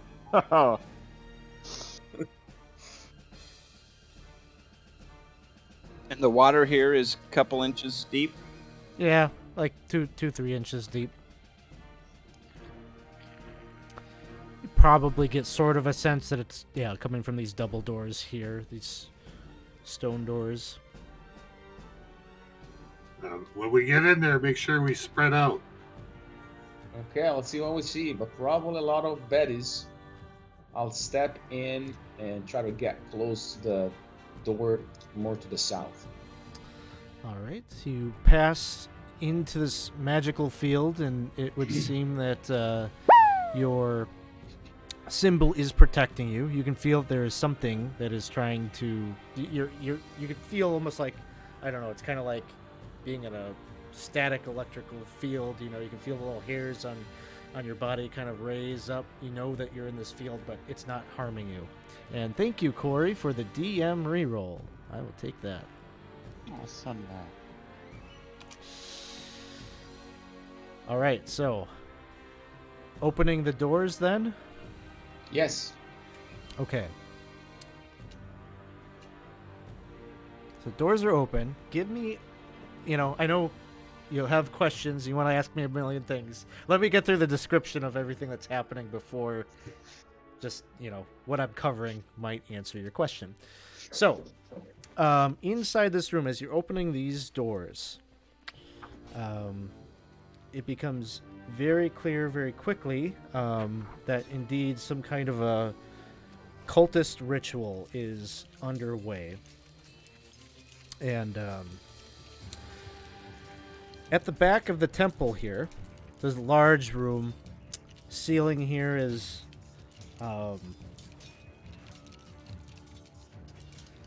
maybe 20 feet high. And at the back of the room here is a bas relief of this sort of aquatic-looking, almost like a Sahuagin face, like a demonic Sahuagin. And its mouth is agape. This thing is like 10 feet in diameter, and there's just water pouring out of its mouth, and is pooling here in the middle of the room. There's water, a couple inches of water that covers the stone surfaces that surround this pool, but in the middle here, the water is churning.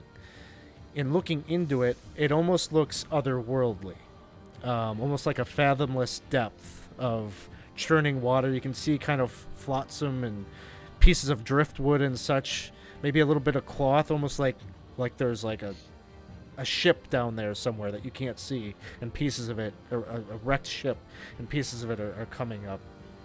And the water is just churning and moving very unnaturally. This bas relief against the wall isn't the only thing that is pouring water out. In the corners of the room, there are these like gargoyle-like statues that are sitting upon pedestals, and their mouths also are agape, and water is pouring out of them. Each one looks like it has like this shard, like a crystalline shard, probably about maybe 8-10 feet or 8-10 inches wide or long.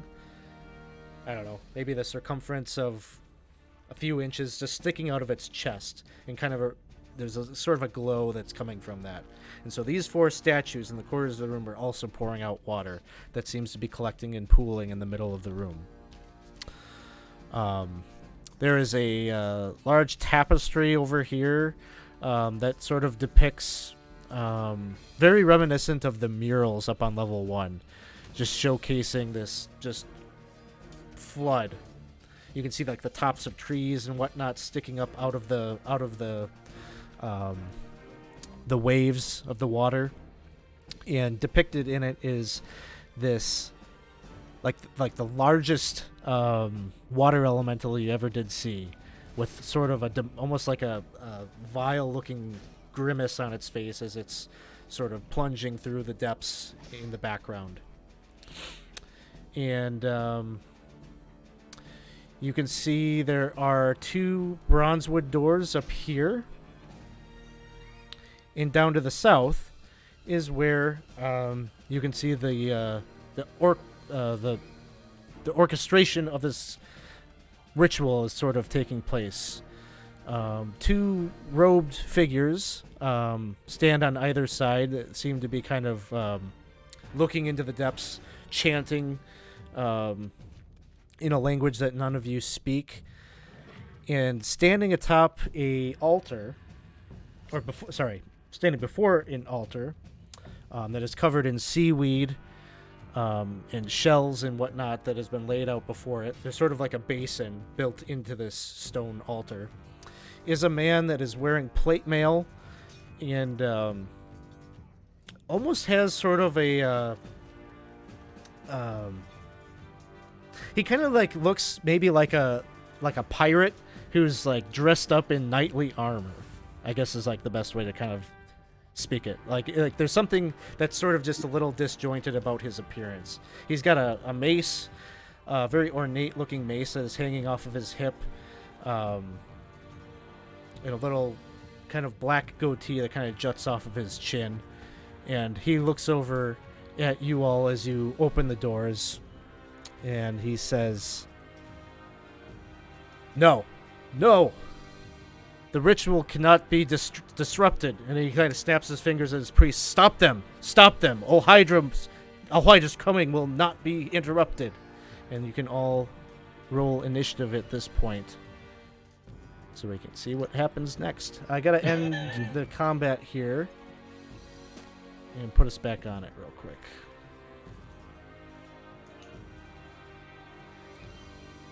Okay, now you should be good to go.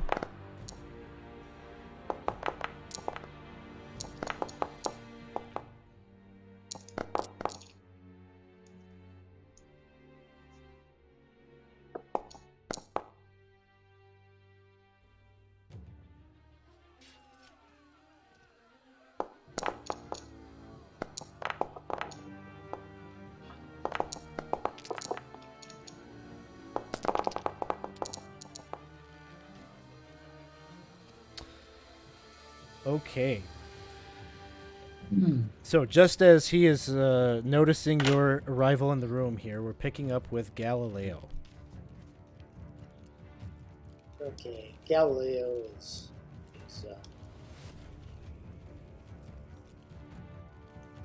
I think my character's locked. Oh, sorry.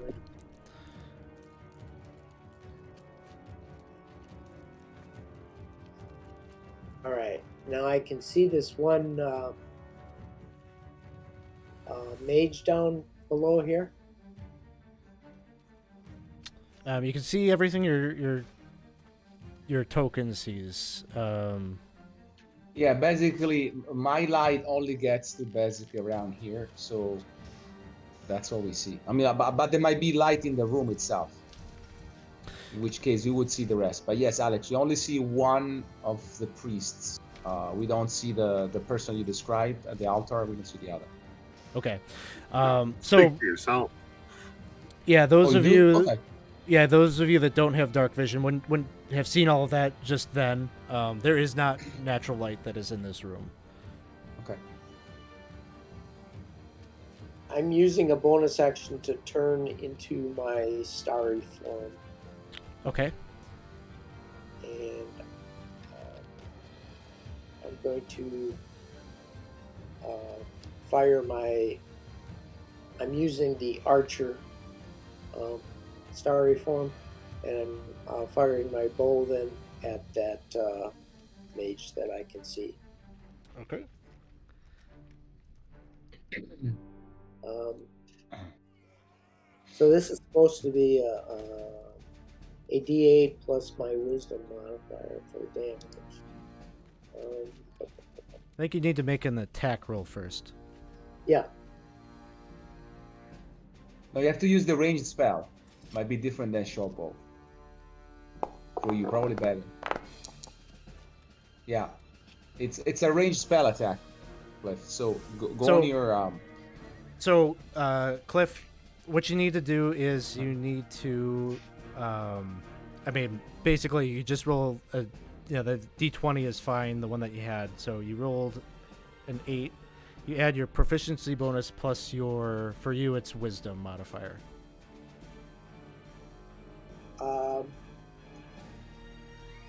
that'll be a 13, right? Total.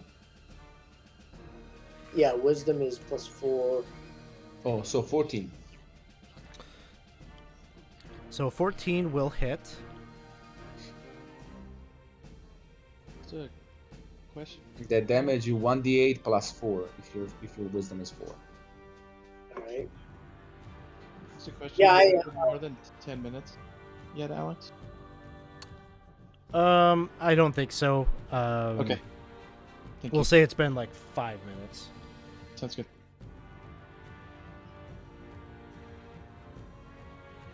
My poor spiritual weapon. Okay. So 10 hit points. And then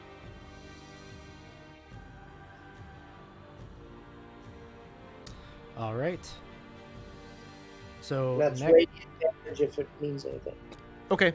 Yeah, so arc of light kind of shoots out from you and hits him. He seems to take all of it. That brings us to Cannon Bell Sornig.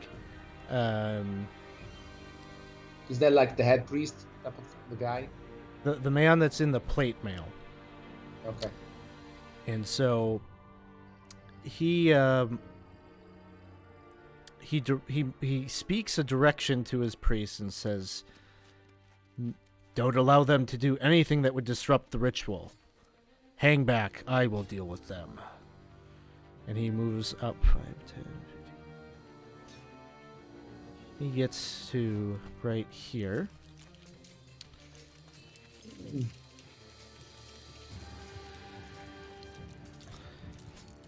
He's going to start things out by casting an ice knife at Donovan. Mm.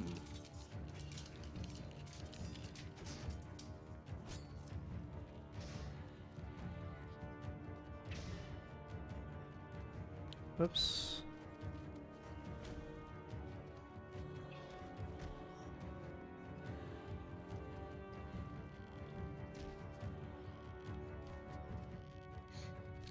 Okay. Here's this. The attack roll is made. And that is going to miss.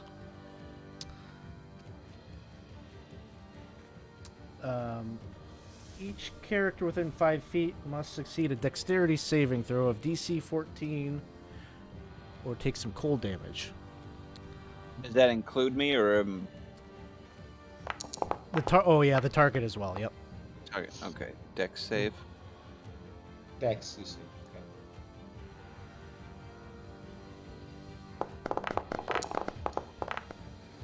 That's Good lord. 14 dexterity. Yeah, I fail. Donovan fails. Everybody Galileo failed. fails.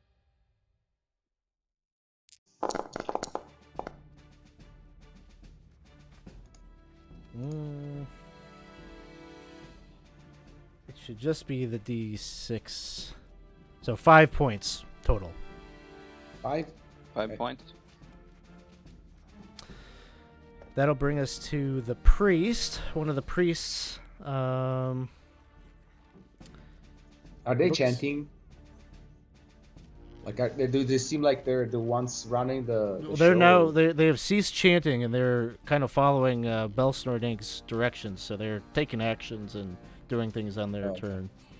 So this priest right here is going to look right at Donovan and try to cast Hold Person. And so that is going to be DC 13 Wisdom save. 13 wisdom save.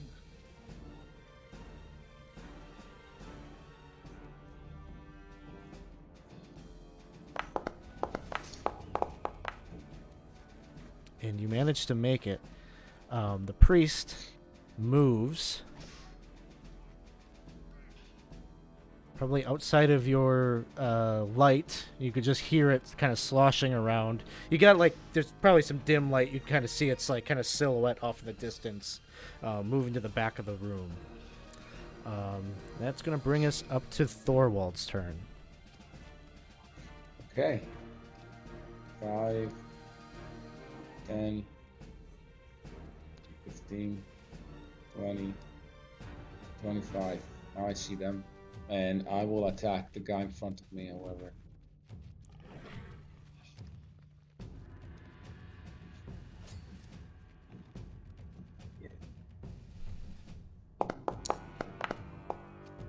And with a 10.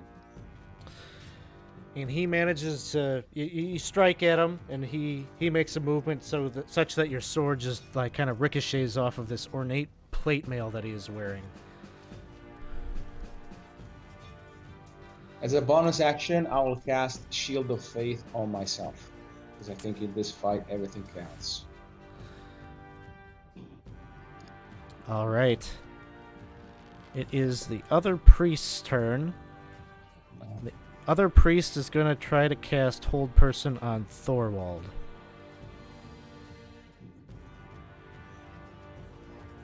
And that pop that in there real quick. It's a wisdom, you say, right? Wisdom save. Yeah, wisdom is definitely not my forte. But yes. But you make it. And that one manages to move. It's over here. Dane, it is your turn. Alright, I will move up 5, 10, 15.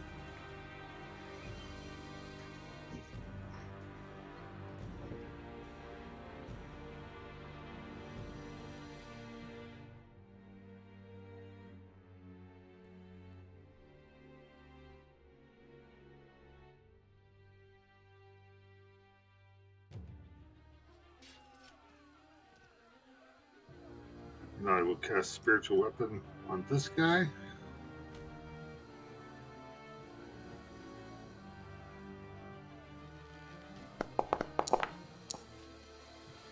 That'll hit.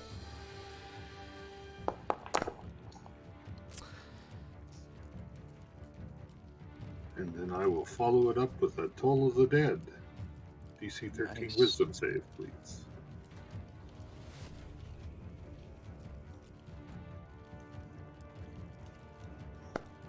And not so good. Although I have a reroll from the chat. I'll use that. Oh, that's nice. That's nice.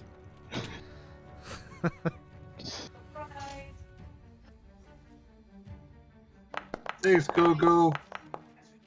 It still fails. Alright, well, it was only one damage anyways, so... Waste Yes, that reroll. you heard right. I ran out of rerolls. I could use another. Thank you. Well, Aw. the party hasn't gotten any yet. So Yeah, I know. I put the I don't think spiritual we are. weapon behind him. Okay.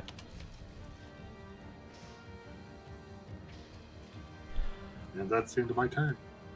Ziloff, it is your turn. Ziloff is going to move a bit to see. Okay, he's able to see this one over here. He is going to attempt to regurgitate that eyeball back out, but he's having a hard time. He's kind of kicking at his chest a bit, trying to get it to go, but all of a sudden you just hear maybe just a yell of pain coming from him as the scar opens up and the eyeball comes out of the scar, and just this beam goes after that one there. Eldritch Blast.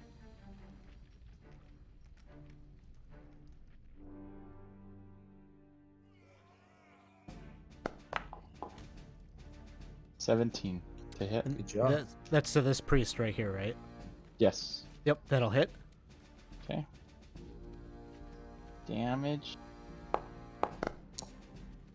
8 Oh, good points of job. damage. All right, 8 points. Okay, that hits them. This is gonna just move to see if he could kind of see anyone else, and then kind of just stay right there. Okay. Spugnor is just tending to the winch that he's brought the portcullis up. Donovan, it is your turn. Okay, now this guy's does he have metal plate mail armor on, or is it something different? It looks like metal plate. It doesn't have like an aquatic theme or anything. It looks like this. It's probably something that he found or discovered at some point. Okay. But very impressive craftsmanship.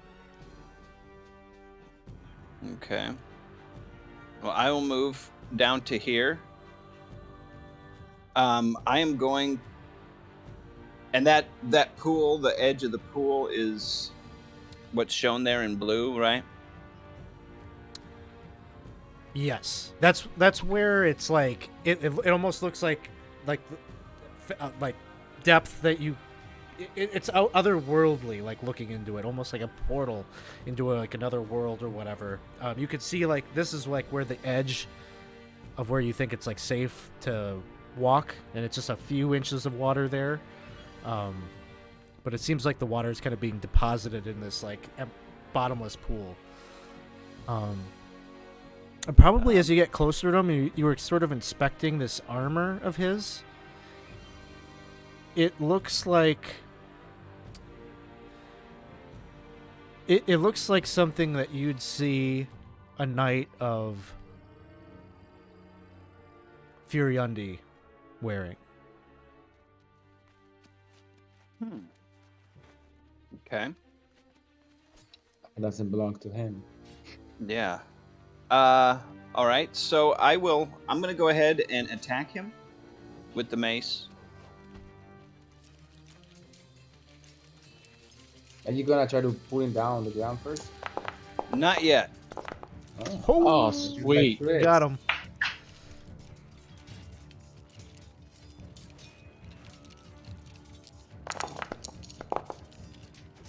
$11 points of damage.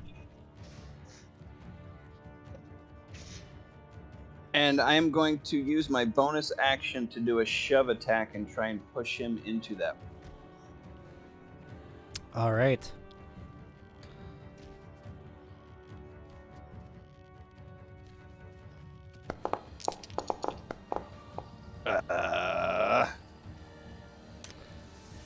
All right.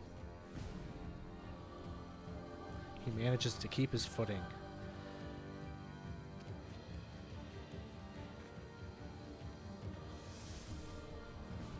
That's it. That brings us back to the top of the order, and Galileo, you are up. Galileo, he moves into here.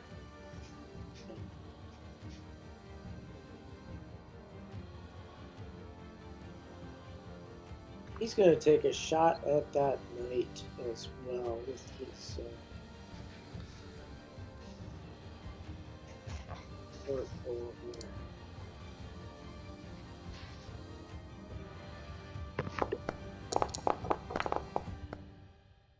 Ah, that didn't work at all.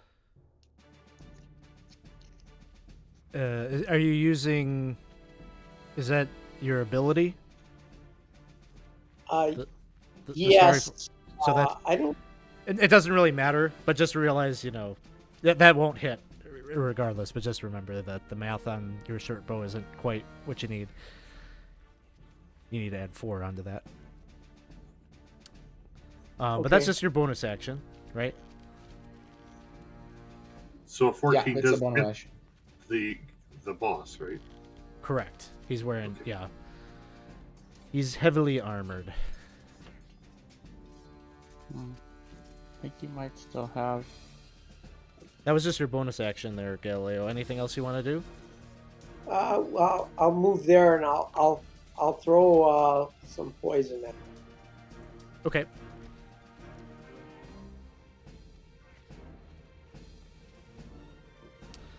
Constitution saving throw. Let me just review. I feel like he had something for this. Or maybe not.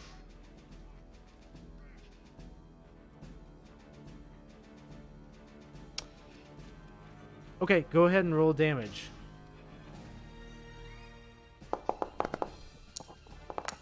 Oh, 11 Good points. job. nice. Very nice.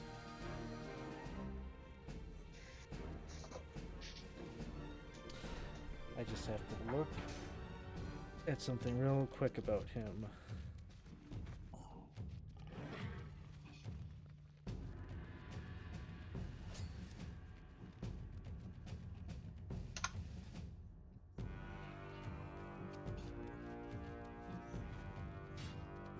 Okay, yeah, you can see him as the spray goes up into his face. He starts gagging and coughing and choking a bit.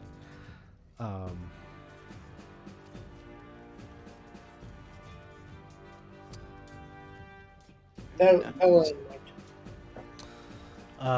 That's gonna bring us to his turn, and as he's coughing and choking, he's trying to kind of recollect himself. He turns to Donovan, and he is just kind of getting out a few words as he's mustering the strength to swing back, and he just says, "Oh, my years of planning! You cannot stop this! It's already underway. There's no turning back. Old Hydra will unchain the bounds of all the evil in this world and bring us all into oblivion. You with it!" And he tries to swing. He grabs his mace from his hip and goes and takes a swing.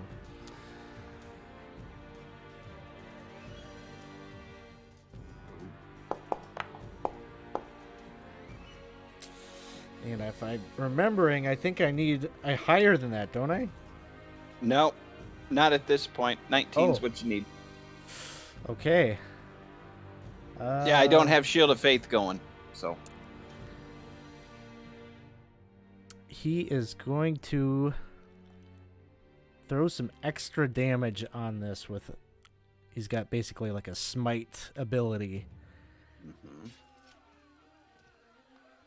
So it burns a spell slot for him. So he'll roll the regular damage here.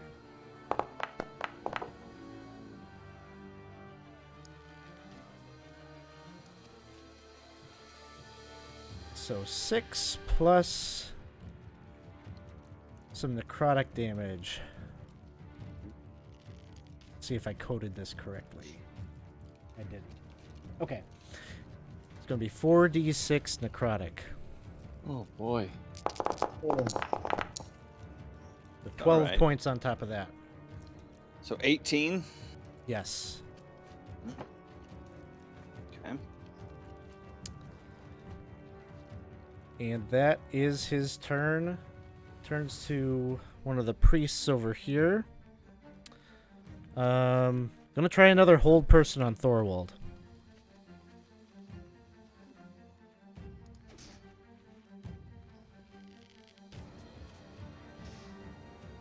Wisdom, DC 13 wisdom. And then I fail. And so you I get don't have any pluses. grabbed by that as the priest moves back. Thorwald, it is your turn. At the end of your turn, you can repeat the wisdom saving throw. Then I will do that. And by 1, I fail. So If only Donovan, we had some rerolls. Donovan, you're kind of feeling, even though you're there with Thorwald, you're kind of feeling a little bit alone. The other priest over here is going to move 5, 10, 15, 20. Gets to right there.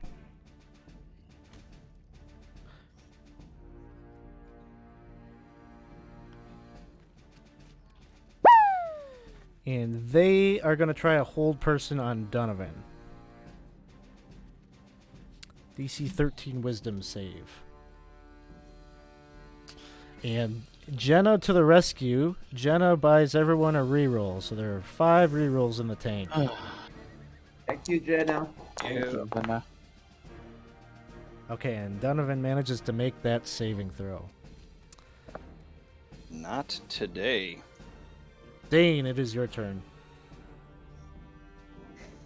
All right, I'll move my spiritual weapon over to this guy.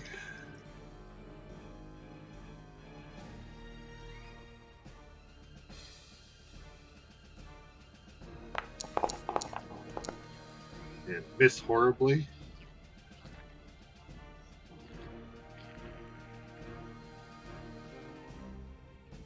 Yep, me and the priests are going to have a fight here. Could be a good time. And then I will cast Toll of the Dead on the same one, down on the bottom there. All right.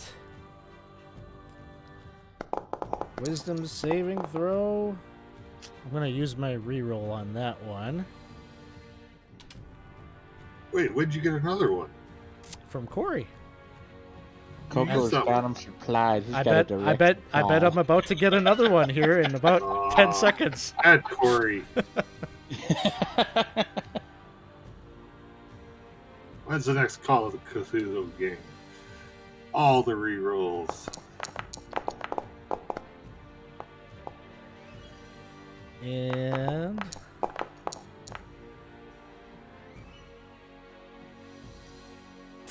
takes 6 points of damage.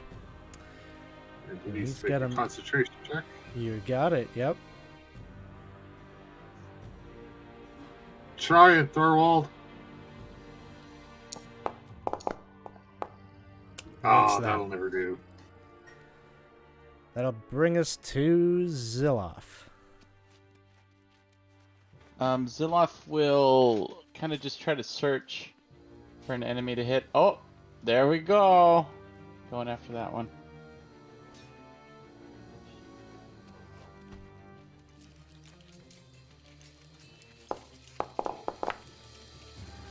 $24. You got him.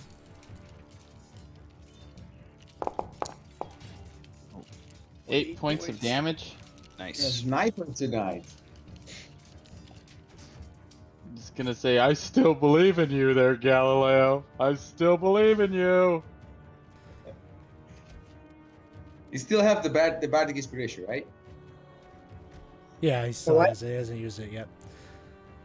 I'm still Oh. believing in you. It might not be much, but I still believe in you there, Galileo. Oh, Potato Lion just redeemed by the DM a reroll. Thanks, Jenna. What the heck? From out of nowhere. Oh, Corey, and too. Gogo. Wow, that's 2. Yeah, from the back you hear the cranking of the winch, and Spugnor's, I believe in all of you equally. Donovan, it is your turn.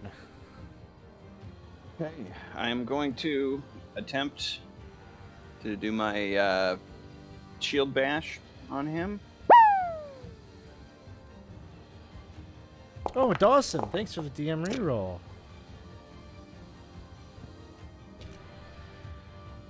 So 13 won't get the... Oh, that's a shield bash. He's got a...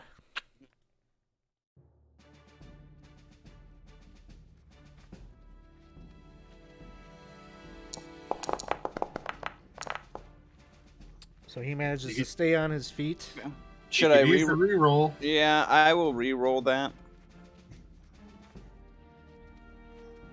Got to use them up, or they won't give us any more.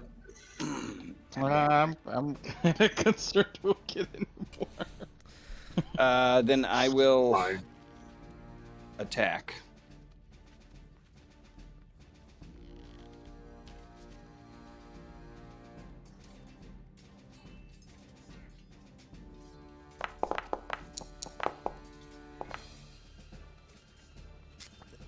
That will not hit. Do I want to re-roll again? That I don't want to use them all up. No, you Use 'em. can. It's Use fine. them. We could all be dead next round. Right. Nope. Been nice knowing you guys. Galileo. What?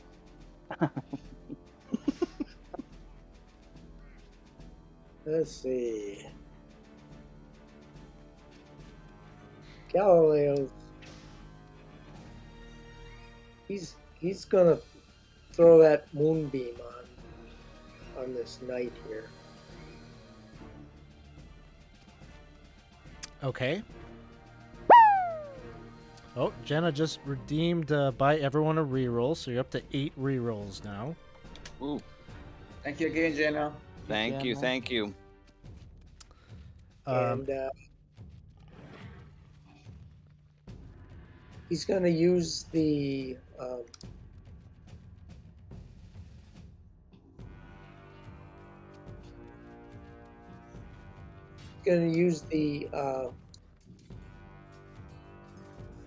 Tari form bonus action to fire an arrow at that mage over here.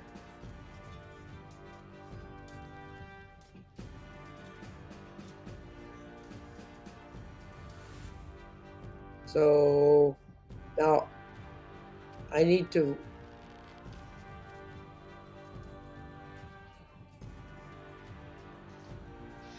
It's a weapon. It's a spell attack. So It's if fine. You use can the just reroll, just roll that. Just roll that, Dad, and add 4 to 4. it. Yeah. Okay. So, And so you're that'd be 15 then, or yes. And I didn't catch. You're trying to do it at this guy over here. yes. Okay.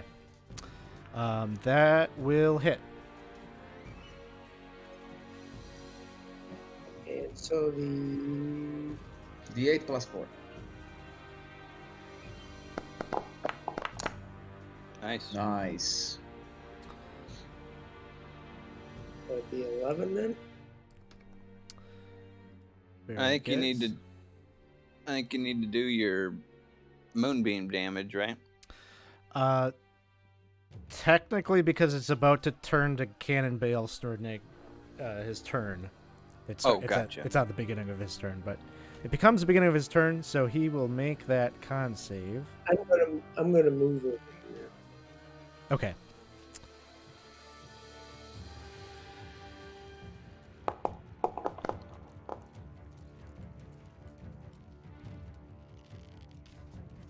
So he makes the save. He'll take half damage, so you can roll your damage for Moonbeam. Well, I think I did roll the damage already. I Oh don't no, think I you did. didn't. I did for the moonbeam. I'm sorry.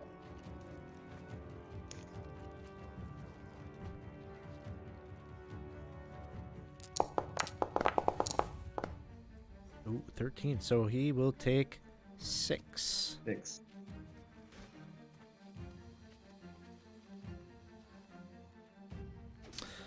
So, Cannonbell Sornig is going to try to take a swing at Thorwald. So he's got advantage.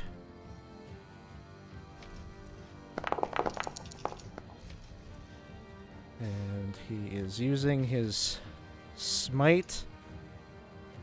He's going to power that up. That's going to be a 3rd level. Wow.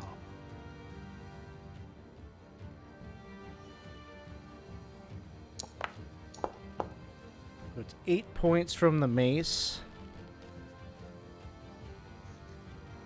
and 66 necrotic from his smite, Oh man. which is an additional 16 points.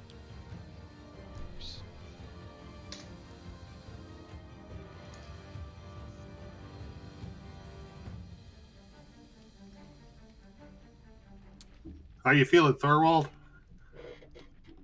Can't say I'm blocked. I couldn't hear you anyways. The priest down here steps into the light for but a second and will cast a ray of frost on Thorwald.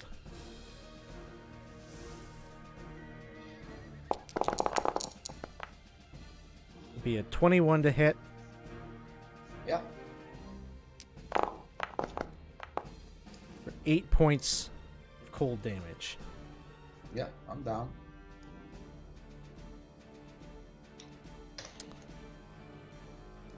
So there'll be 2 rolls on your turn. One for the, I think the paralysis, you still be able to make the saves for the effect. I think. Okay. It doesn't say anything about... Well, Doesn't matter. It's a doesn't one, matter, I so- suppose. And then I do a. I'm gonna death saving throw. say that the wisdom save actually doesn't happen while you're unconscious. I think it's like you have to like kind of will yourself out of the spell. But make another roll for the death saving throw. Yeah, I mean, and that's a failure. Recovery You roll. use the reroll. I'd rather you have the rule than me. So go on. I'm not taking it. Not taking it. Takes us to the priest on this side, who sees Dane there coming.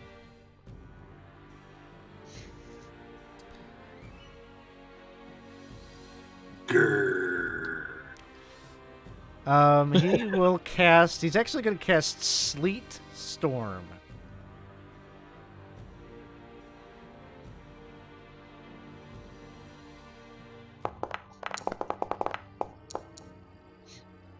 Which he will do.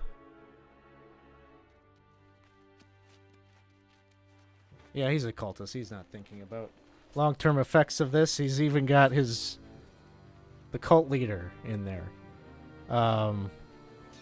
So Sleet Storm. This area encapsulated by the circle is now heavily obscured as the freezing rain and sleet falls in the cylinder there. If a creature is concentrating in the spell's area, the creature must make a successful con saving throw against a DC 13. So Galileo, that would include you. Right.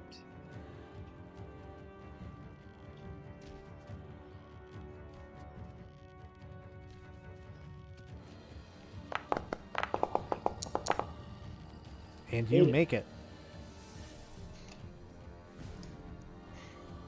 So basically, when you start your turn, you'll need to make a dex saving throw, DC 13, or fall prone.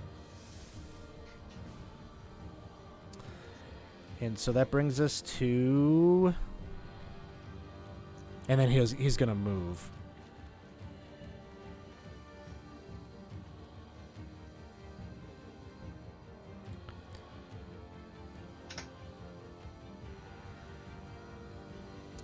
Yeah, Dang. you better run.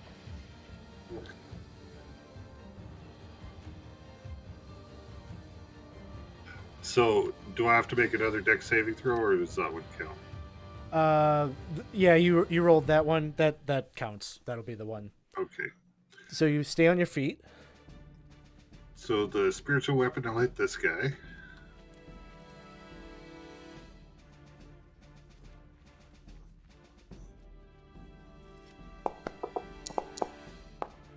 And I'll use a reroll. Because apparently 7 Down to won't 7. hit. 14 hit. 14 will hit.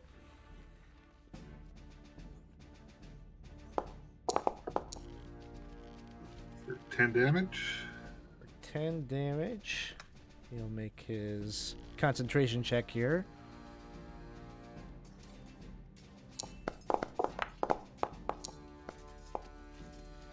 Fails. Whoa, I've got a reroll. Oh, no. Do it. Do it. I think I'll let it drop. I'll let it drop. He is concentrating on a spell that Is on a guy's downed opponent, yeah. unconscious, so whatever. He's still up. He's still up. All right, then I will total the dead him. So DC 13's at Wisdom.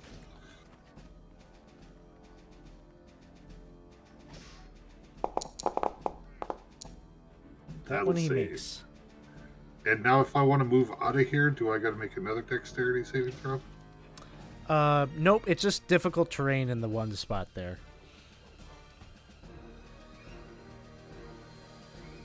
I will move over here. All right. Just get it. All right, Ziloff. Dexterity Okay. save at the start. Okie dokie. Save.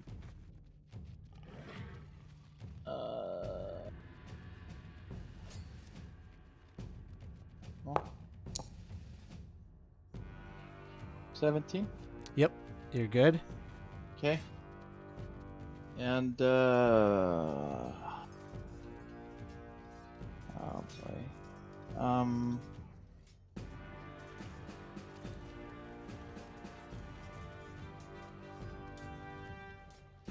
I am.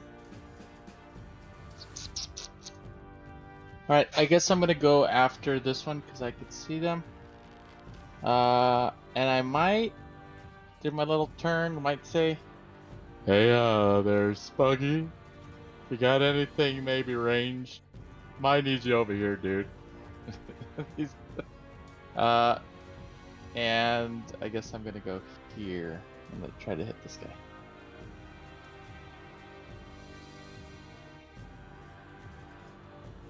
There we go.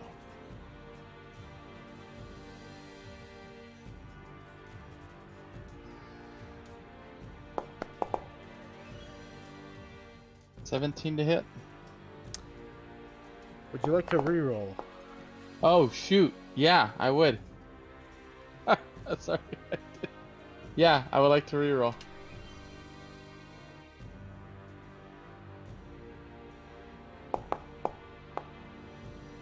$13. So. All I right. guess I wouldn't hit. Doesn't quite get there.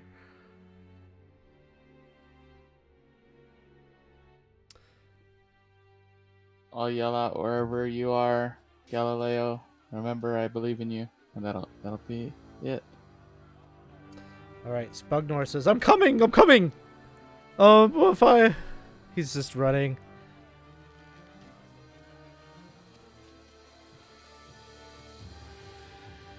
Oh, in there. Oh my goodness. It's real loud in there. And he's like looking in, and you see that water pool. Like, it's almost like a cyclone. It's turning. It's like being down on like a beach where like the waves are crashing. It's loud in here. It's hard to hear, and the water is starting to like kind of kick up, almost like a cyclone. And he's looking in and gazing. And Donovan, it is your turn. Okay. Same thing. Standard.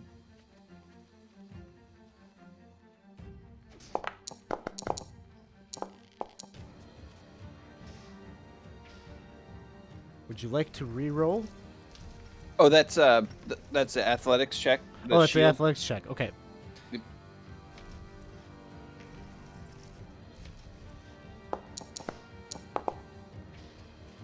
Oh, Jeepers. jeez.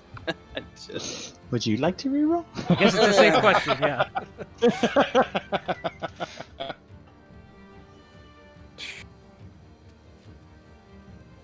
No. Well, how many do we have? You got 6. 6? I don't know. I'll leave it up to you guys. Do I? Yeah. Could be a waste. I've got a +4. Do it. Do it. Do it. Ooh. Tie means Die. no change. Ah. Okay. Attack.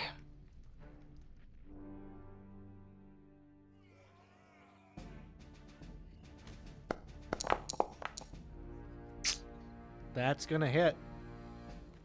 Okay, then I will go ahead and use my last spell point for smite. So let me do the damage for the mace. And I think first level spell slot is what, 2d8? Yeah. Yes. That didn't work.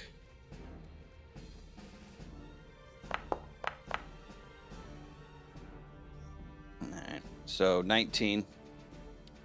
So you crack into him, and as you do so, he loses his balance and falls backwards into the pool, and gets sort of sucked into the cyclone. You just see his body kind of swirling about in the pool, and he's pretty quickly being pulled under.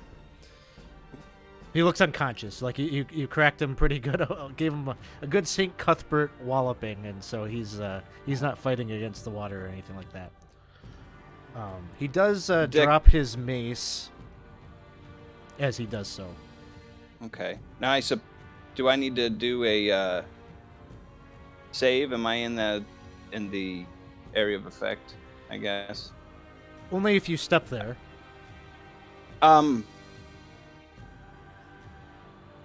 Yeah, I need to step up to do what I'm going to do next round, so let me do the save. You're gonna stand in the moonbeam? Oh. Whoops.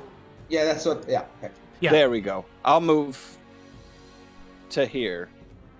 Because I was here, right? Yeah. So I'll move over you're here good. by for Thorwald and dexterity saving throw.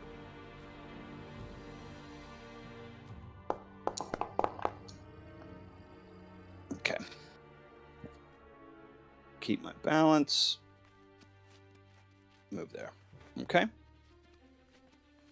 And Sith Lord Dave, thank you for the subscription 20 months in a row. I appreciate the support. And if you want to buy me some rerolls, I'll take them. You want to show more support? Yeah, show some in-game support. Support the forces of chaos. As Belsornig is kind of being flushed down this pool of his own making, you can see this like being down there. This large, almost looks like an amorphous tidal wave that has sort of the same grimace that's on the pictographic that's on the tapestry, and it reaches up and like. As he's like falling under the waves, you can almost see it reach up and grab him and like crush him under her weight and pull him down. Ooh.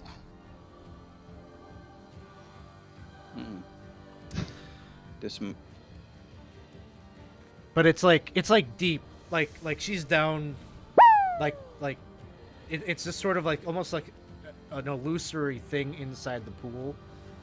So it's not like her hand like reaches up and grabs outside of this pool that's forming. It's like down in the depths that you see it. Any chance the plate mill set fell down too? No, the way that he died, you get the mace maybe here, but that nice plate mail unfortunately is gone. And you probably suspect it was maybe enchanted in some such. When she grabs him, like she crushes it. So this being that's down there is quite formidable. Thank you for the DM reroll. See, you ask for things. You should always ask for help. That's the lesson here. Okay, that's going to bring us back to the top. And it is Galileo's turn.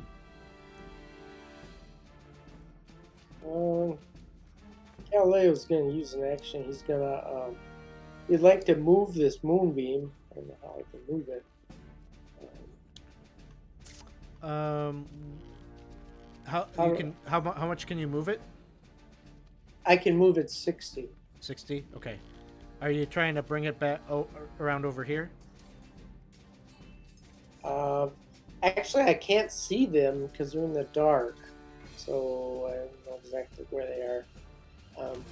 I would like to move it out into the water area. Okay. So like here. Yeah. Now I've got to do a dex throw, don't I? Oh yeah. You do. And concentration. The concentration you don't have to do. I think that's only when the spell gets initially cast. Oh, okay. But the dex part of it is ongoing. So yeah, you slip and you fall prone. Okay, so I can't move then, right? You can stand use up half and your move. movement to stand up. All right, I use half my movement to stand up, and then how far can I go then? Difficult terrain, so Basically, it's you square can stand. move like 3 squares because it's difficult terrain. So, but if I already used half my movement, Oh yeah. You you're got right. 15 So left. basically, you can move 1 square.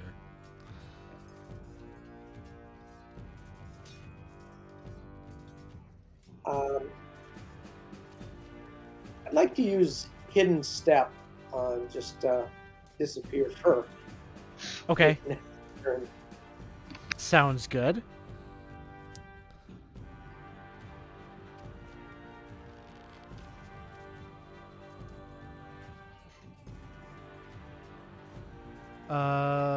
Brings us to one of the crushing wave priests over here.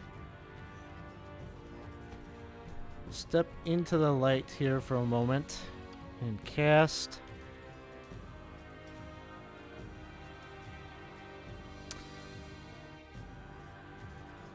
It's gonna cast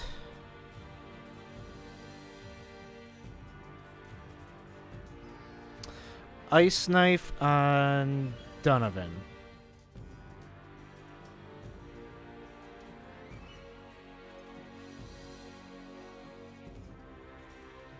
So I'll make the attack roll. Oh, and it's a critical hit. Okay, because the damage thing is broken, I'm just gonna roll the dice. So 2d10 piercing. 10 points to Donovan. You saw that one too, right? Oh man. Okay. That puts me down.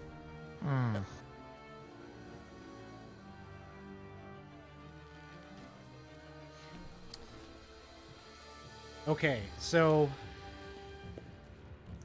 is Thorwald currently at 0? Thorwald is dying, and he has 1 failed that saves already. Okay, so Thorwald and Donovan, you'll both take 1 fail as the thing explodes. Okay.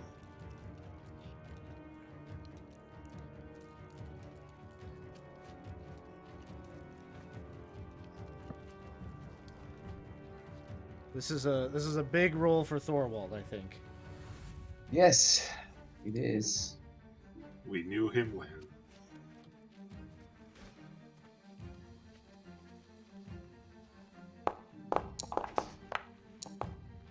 It's a success. Uh-huh. I would say try to get a nat 20. Roll again? No? Crushing Wave If Priest I die, I die. over here.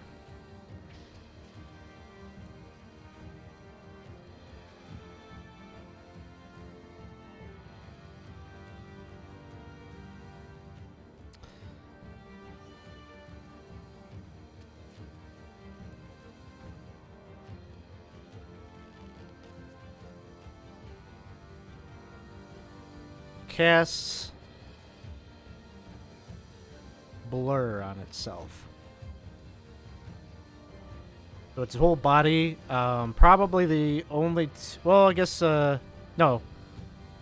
I guess all of you who are up can see. His body just kind of starts to shift and sort of look sort of glossy, and it's sort of hard to kind of pinpoint exactly where his form is. Dane, it is your turn. All right. I like this one guy. He keeps running into my spiritual weapon. I like that.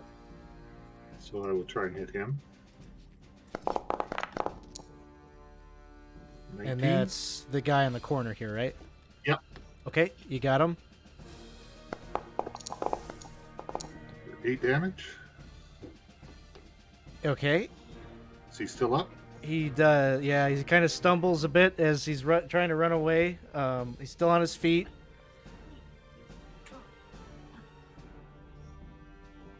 And there's water coming out of these things, right? Yeah, there's water that's coming out of the 4 corners, as well as the large bas relief that's at the end here. Oh, okay. 5, 10, 15. But yeah, those 4 sort of Sahuagin-looking statues perched on the pedestals, water pouring out of their mouths, and they've got these glowing crystals that are sticking out of their chests. I want to try and hit this thing and to wreck it. Okay, Close the large edifice here. Yeah. Okay.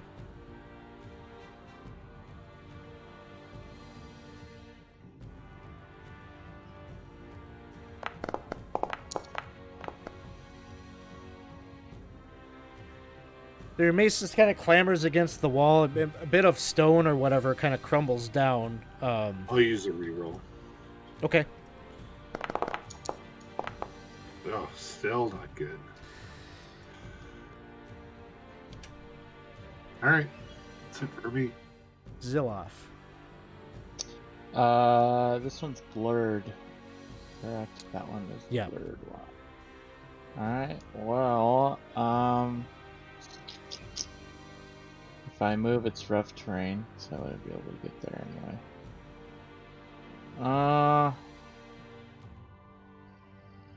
I'm gonna go ahead and just try to shoot it then, I guess.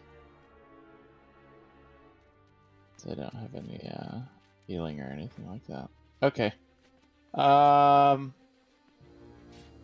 Here we go. Is it at a disadvantage? Against the blurred one, Ultra- yeah. Question. I know it says it's within range to hit. Do I have to be able to see them, or would that still consider it as a disadvantage for Eldritch Blast? For Eldritch Blast, disadvantage. Okay, sounds good. Alright, I'll go after the one that's blurred then. That's good. Here we go.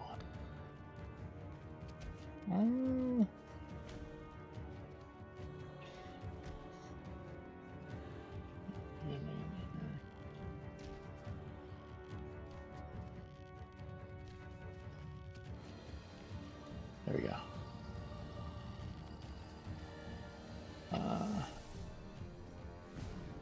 Attack. There we go. At disadvantage. 14 to hit. 14 will hit. Okay. Good job.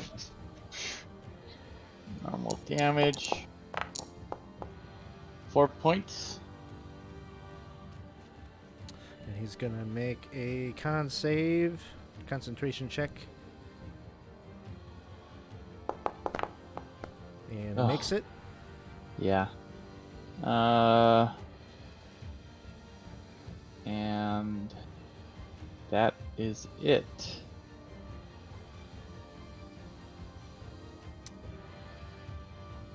Spugnor is right here. He's looking at this field, and he kind of improvises a little circle on his head, dabbing it in a bit of his own blood, and then he moves in. Oh, he's got to make a dex save too, I guess.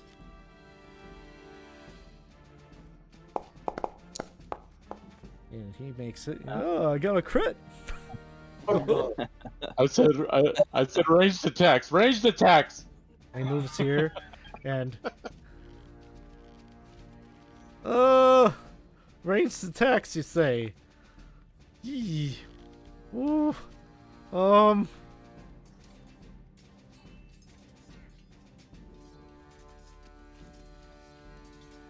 he's like, he pulls out his dagger, and he's just like kind of looking at you like, should I do it? That's what I got. Yeah, he was pretty spent after using all those second level spell slots on the knock.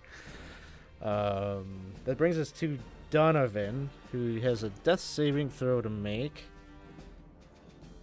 Is there a button on the sheet to do it, or just a D20? Yeah. If you go on the main, I mean, you can roll a d20. I see it. That save is right under layrings. Yep. All right. So normal death save.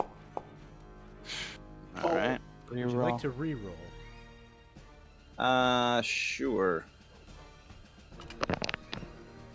What do we got? 5 of them? Yep. So Yeah. that'll go down to 4.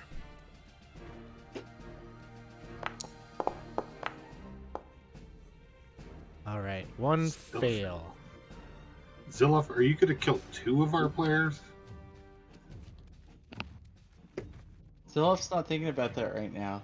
Zilloff is hoping the cleric heals them. I got no spell slots left. I don't know how I'm going to heal them. I don't know. Galileo, it is your turn. Let's see now.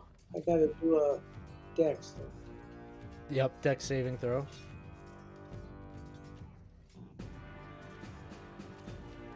Actually, no, because he cast blur. So the sleep thing is gone. Oh, You just made him erase the nat 20? I didn't waste a crit. That's still really good. Ha I am pure evil. all right. I'm going to. I'd like to move the Moonbeam. moonbeam on top of the mage there. This one here. Yeah. Okay. And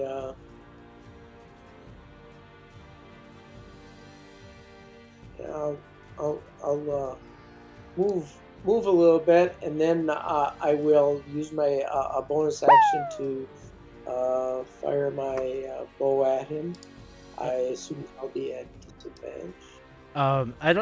I know you said something about needing some caffeine before the session, so I just would like to review options with you quick. You got 2 characters that are about to die. I will let's see now. Instead of moving there, then I will dash to try and get around the other way. Let's see now. Or do you not have healing word? I have cure wounds. I don't have healing word. Gotcha. Okay.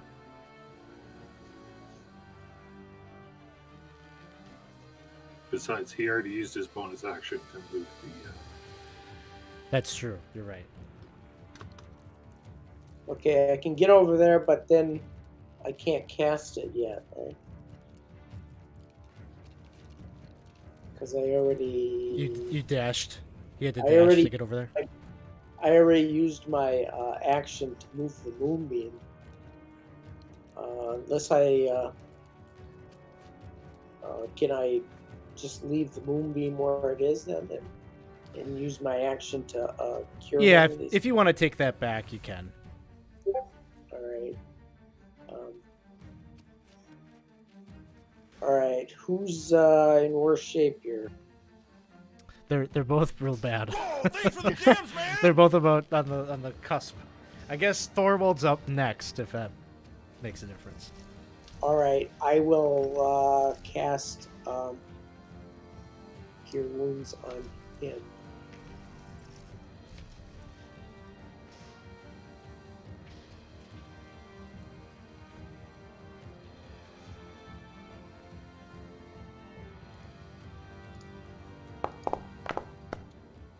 Okay.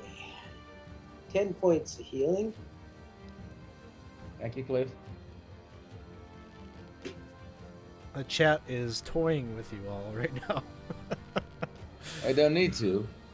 I mean, it's pretty bad even without towing. Redeem wandering monster. I see. That's nice. I think right now it's Wandering Munster, so we don't have that Oh, one, so that's okay. Good. Okay, so that's Galileo. This priest here. Alex, I'm sorry. I just wanted to point out that I think Dawson redeemed a healing potion. Oh, okay. So,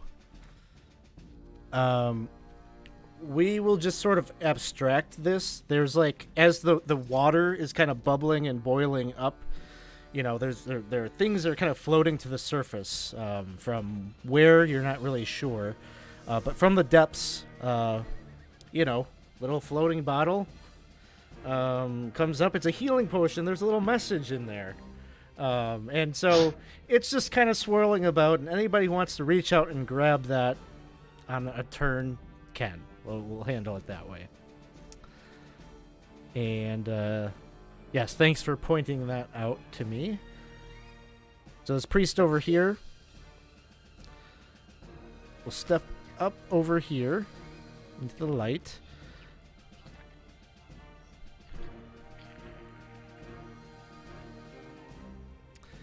And we'll cast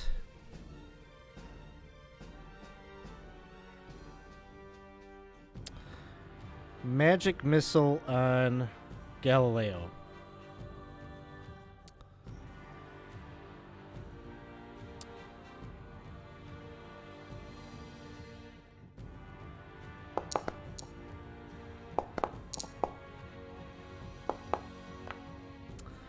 So it is a total of 12 points of damage. And then you need to make 3 concentration checks.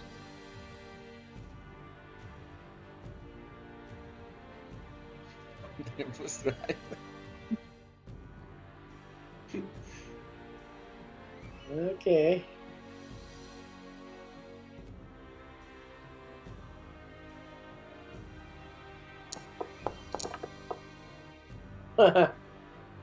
I guess I don't have to do the other two. Unless you want to eat into these rerolls. I'll do a reroll just because it's a net. Go for it. Go for it.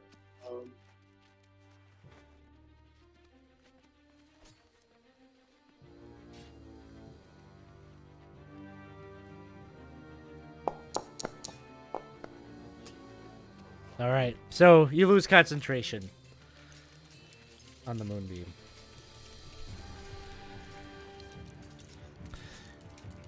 And that is his... I think he's got a little more to run. There. Thorwald, it is your turn. Okay, touch down on Donovan and give him the 2 hit points of Lay of Hands that I have left. That's all I have. And then... 2 points? Yeah, 2 points. And 2. then I'll move. 2 hit points. Yes, you're going back to 2. Okay, that's all I have. But someone can still give you the potion, but I want to engage them. 5, 10, 15, 20, 25.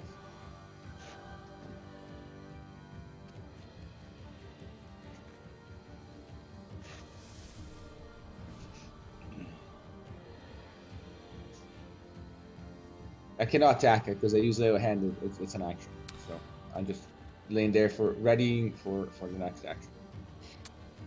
Crushing Wave Priest right here.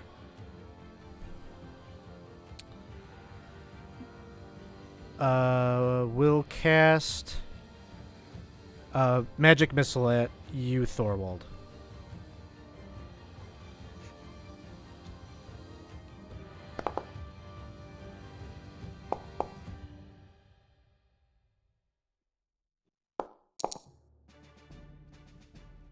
So 7 damage. Okay. Barely ending up, but still up.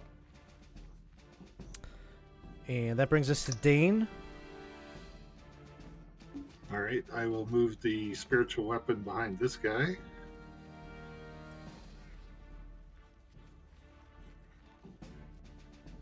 Dane, break the crystals. What crystals? The 4 crystals. Use a reroll on that. Reroll on that.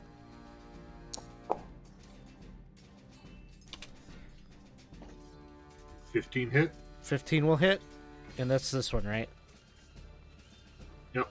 Okay. 10 damage. 10. Nice. And they're crystals? There are crystals that are sticking out of the chests of the 4 gargoyles in the corners of the room. Alright, I'll move over to this one and smash the crystal. All right, make an attack roll.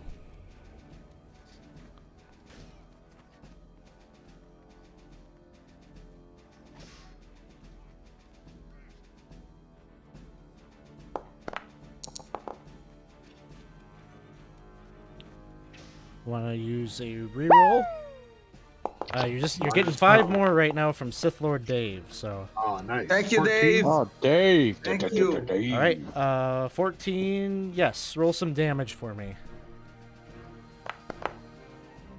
All right, so you take a swing and you're aiming it to like hammer into this crystal. You smash it, and it shatters and breaks. And as that happens, this gargoyle drops and like becomes like limp. And it slowly morphs not from stone to flesh, and you see on the ground this little gnome, wizardly looking fellow. Is that Rabuckle? There's Pee-Pee. Pee-Pee! It Oh my sort of looks like God. he's wearing this like oversized like gray cloak. He's laying prone on the ground.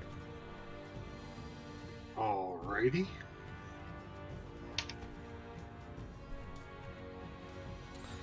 I think that's the end of my turn. All right, next up is Ziloff.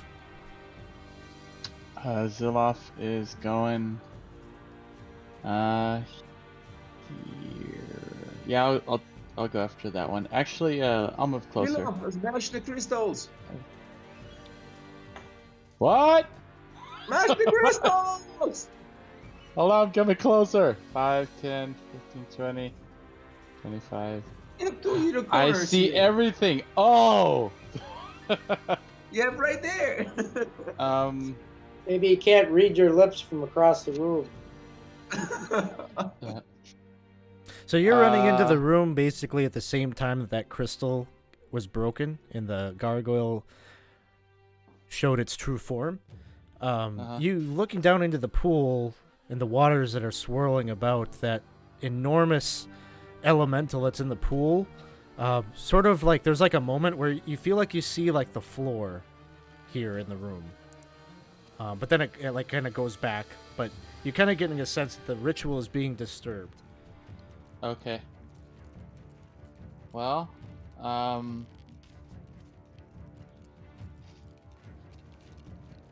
he's gonna look back at Spugnor and say, "Looks like a floating, like a healing potion in there." And then he's going to, I guess, go after the next one. He's gonna shoot the. Yeah. Okay. I guess we'll shoot it. All right, go ahead and make an attack roll.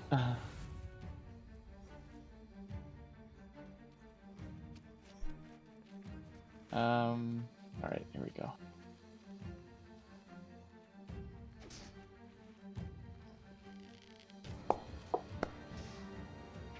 $16. Go ahead and roll some damage. Okie dokie.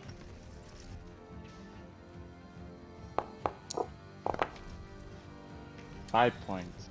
So this one also shatters. The crystal does anyway, and the gargoyle here also drops limp and falls, revealing that it is also a body with gaping wound in its chest, like this hole, this cavity where the crystal had been is there open, and wearing the same kind of charcoal gray cloak And I think you would recognize who this is.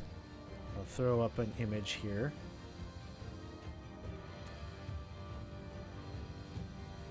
Of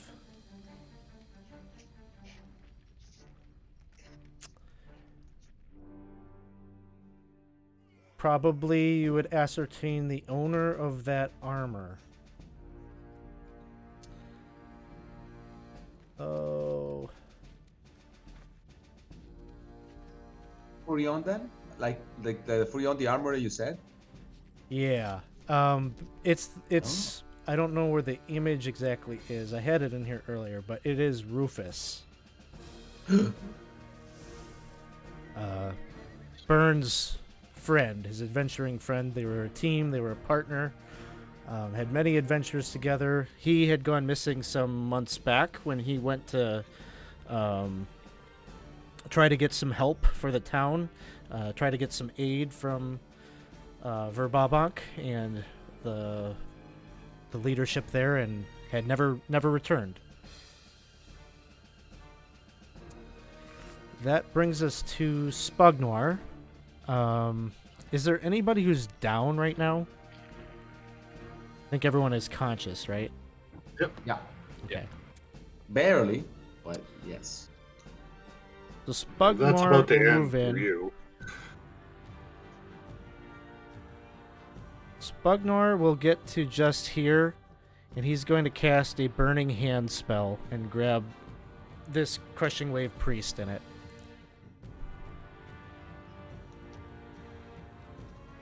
And no matter what this priest rolls, she's going to go down. So he lets forth this torrent of flame from his fingertips, and she gets caught in it and screams out in pain as she falls into the pool and gets kind of wallowed up in that cyclone. Bogdor, I knew you'd come through for us. Donovan, it is your turn.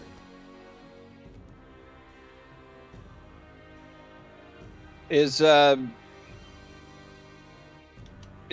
Rufus guy? Is he completely dead, or does it look like he could be healed? Make a real quick medicine check.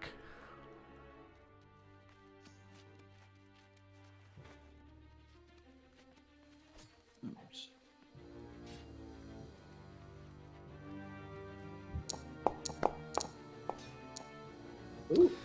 Now I get a nat 20. Rufus, as well as PP, there's no way with that cavity in their chest that they are alive. It's too much of a wound. Even if you'd been there when this thing had happened, there'd be no bringing them back. Okay. I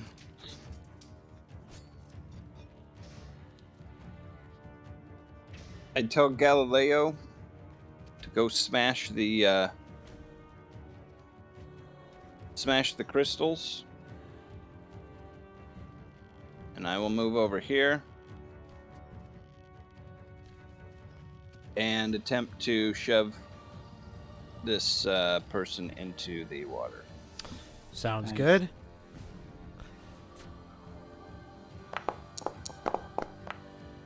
Oh. Don't you ever complain about not rolling high now. Right. I better. I can't beat that. I can't beat that even if I really roll it. So Try. they go getting shoved in and get swallowed up. Well, let's see. I had actually mechanics that I wrote out for this, so I'm going to give them, they get to do a dexterity saving throw to see if they can grab hold of something before getting sucked in here. So the DC 13 doesn't make it. I will use one of my 2 rerolls here. See if I can change his fortune.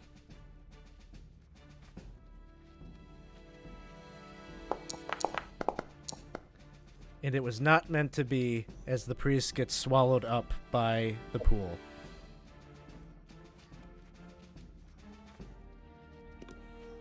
And so at the end of your turn, You see these doors open, and there are 3 bugbears there. But they look in at what's happening, this chaos that is happening, and you can just see their eyes widen, and they just turn tail almost immediately and run down this hallway.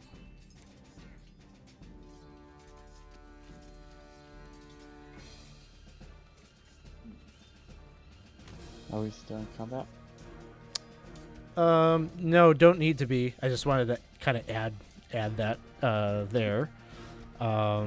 So you're out of combat at this point, unless you wish to give chase to these bugbears. I ran No, over we, to we, the we, door. we need to break the crystals. We need to break the crystals. So that's all we'll do. Okay, that's what Break the Thorwald's. crystals. Is there anyone that is going to go chasing the bugbears?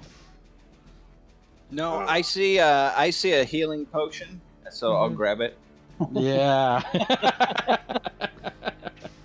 So you grab My hold boy. of that, and And I with- hand it to Thorwald. Why to me? I think we just. Because you're the worst injured? Yeah. Yeah, You I'm and I are definitely- about even. I have 2. Yeah, I have 3, but. Either way, I think maybe we break these and maybe we return back before Yeah, they, I mean, just we have to make sure that by breaking this, it's enough to stop the ritual. But yes, pretty like, sure we it's don't want enough. this creature.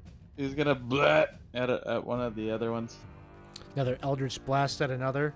You do that, you shatter the crystal, and as you do, the body that reveals itself as it drops and turns from the stony form to its true form is that of Jaru, the druid. Oh no! Oh. And Wow, I this don't was know. a very important sacrifice. Like 2 of the most important people in the hamlet died here. And that doesn't mean PP is not important, but you know.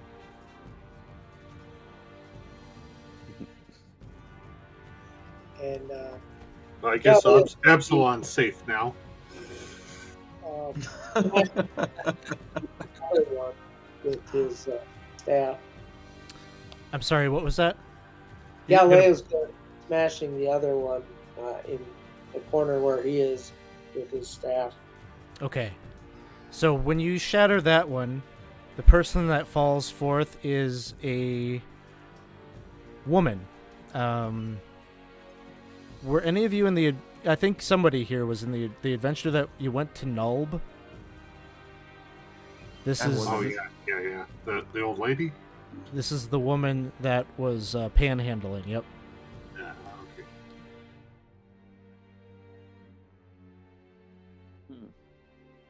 Okay, so we smashed all 4, right, Alex? Yep. And so the only water that is continuing to pour forth is from the bas relief in the wall. But the pool disappears and returns to just floor that's even with the ledge that you were on. It just is uniform floor. And so this cosmic gate that was peering into the plane of elemental water is no more.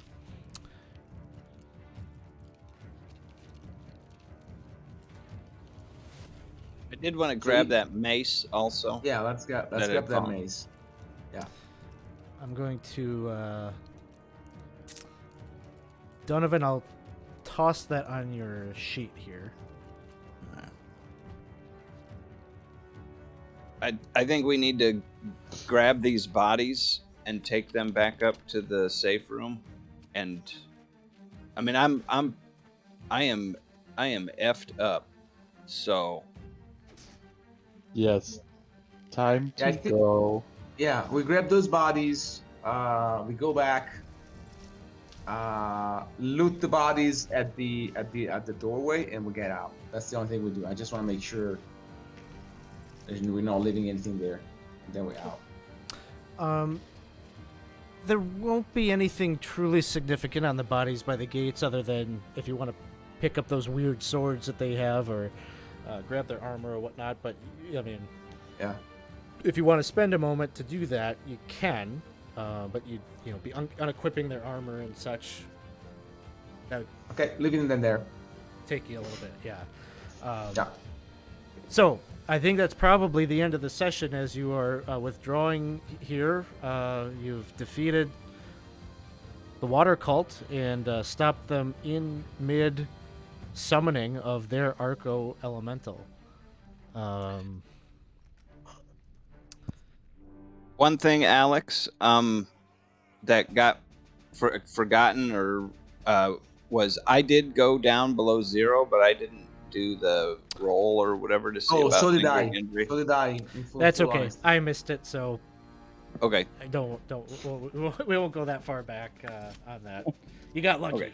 You got it. So nicely done. Very tough fight, but you managed to get through it, and so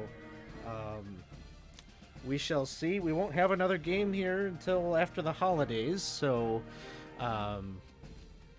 got a little bit of time to maybe think about if you want to get in a game yourself, and this is going out to the audience as well. This is our community campaign, and so you can certainly join us for some of the fun if you ever want to get in a game. Probably the best way to do so would be to jump in and join our Discord server. Jump in there, let us know that you're looking for a game, and we'll point you in the direction of a sign-up so you can get in on this fun as well. If you want to catch up on past episodes, figure out how we got to this point, check out our YouTube channel and subscribe there for all of our videos that we put up on demand there. And if you really like what we're doing, you can support us on Patreon, so I'll put that in the chat there as well. So thanks, everybody. We're going to pull the stream offline here. Why don't we say hello to some friends real quick? Who should we go raid? We'll send a raid over to Praetor's Rejects. We haven't seen them in a while, so thanks, everyone. We'll see you all soon. Thank you. Thank you. Good night. Thank you.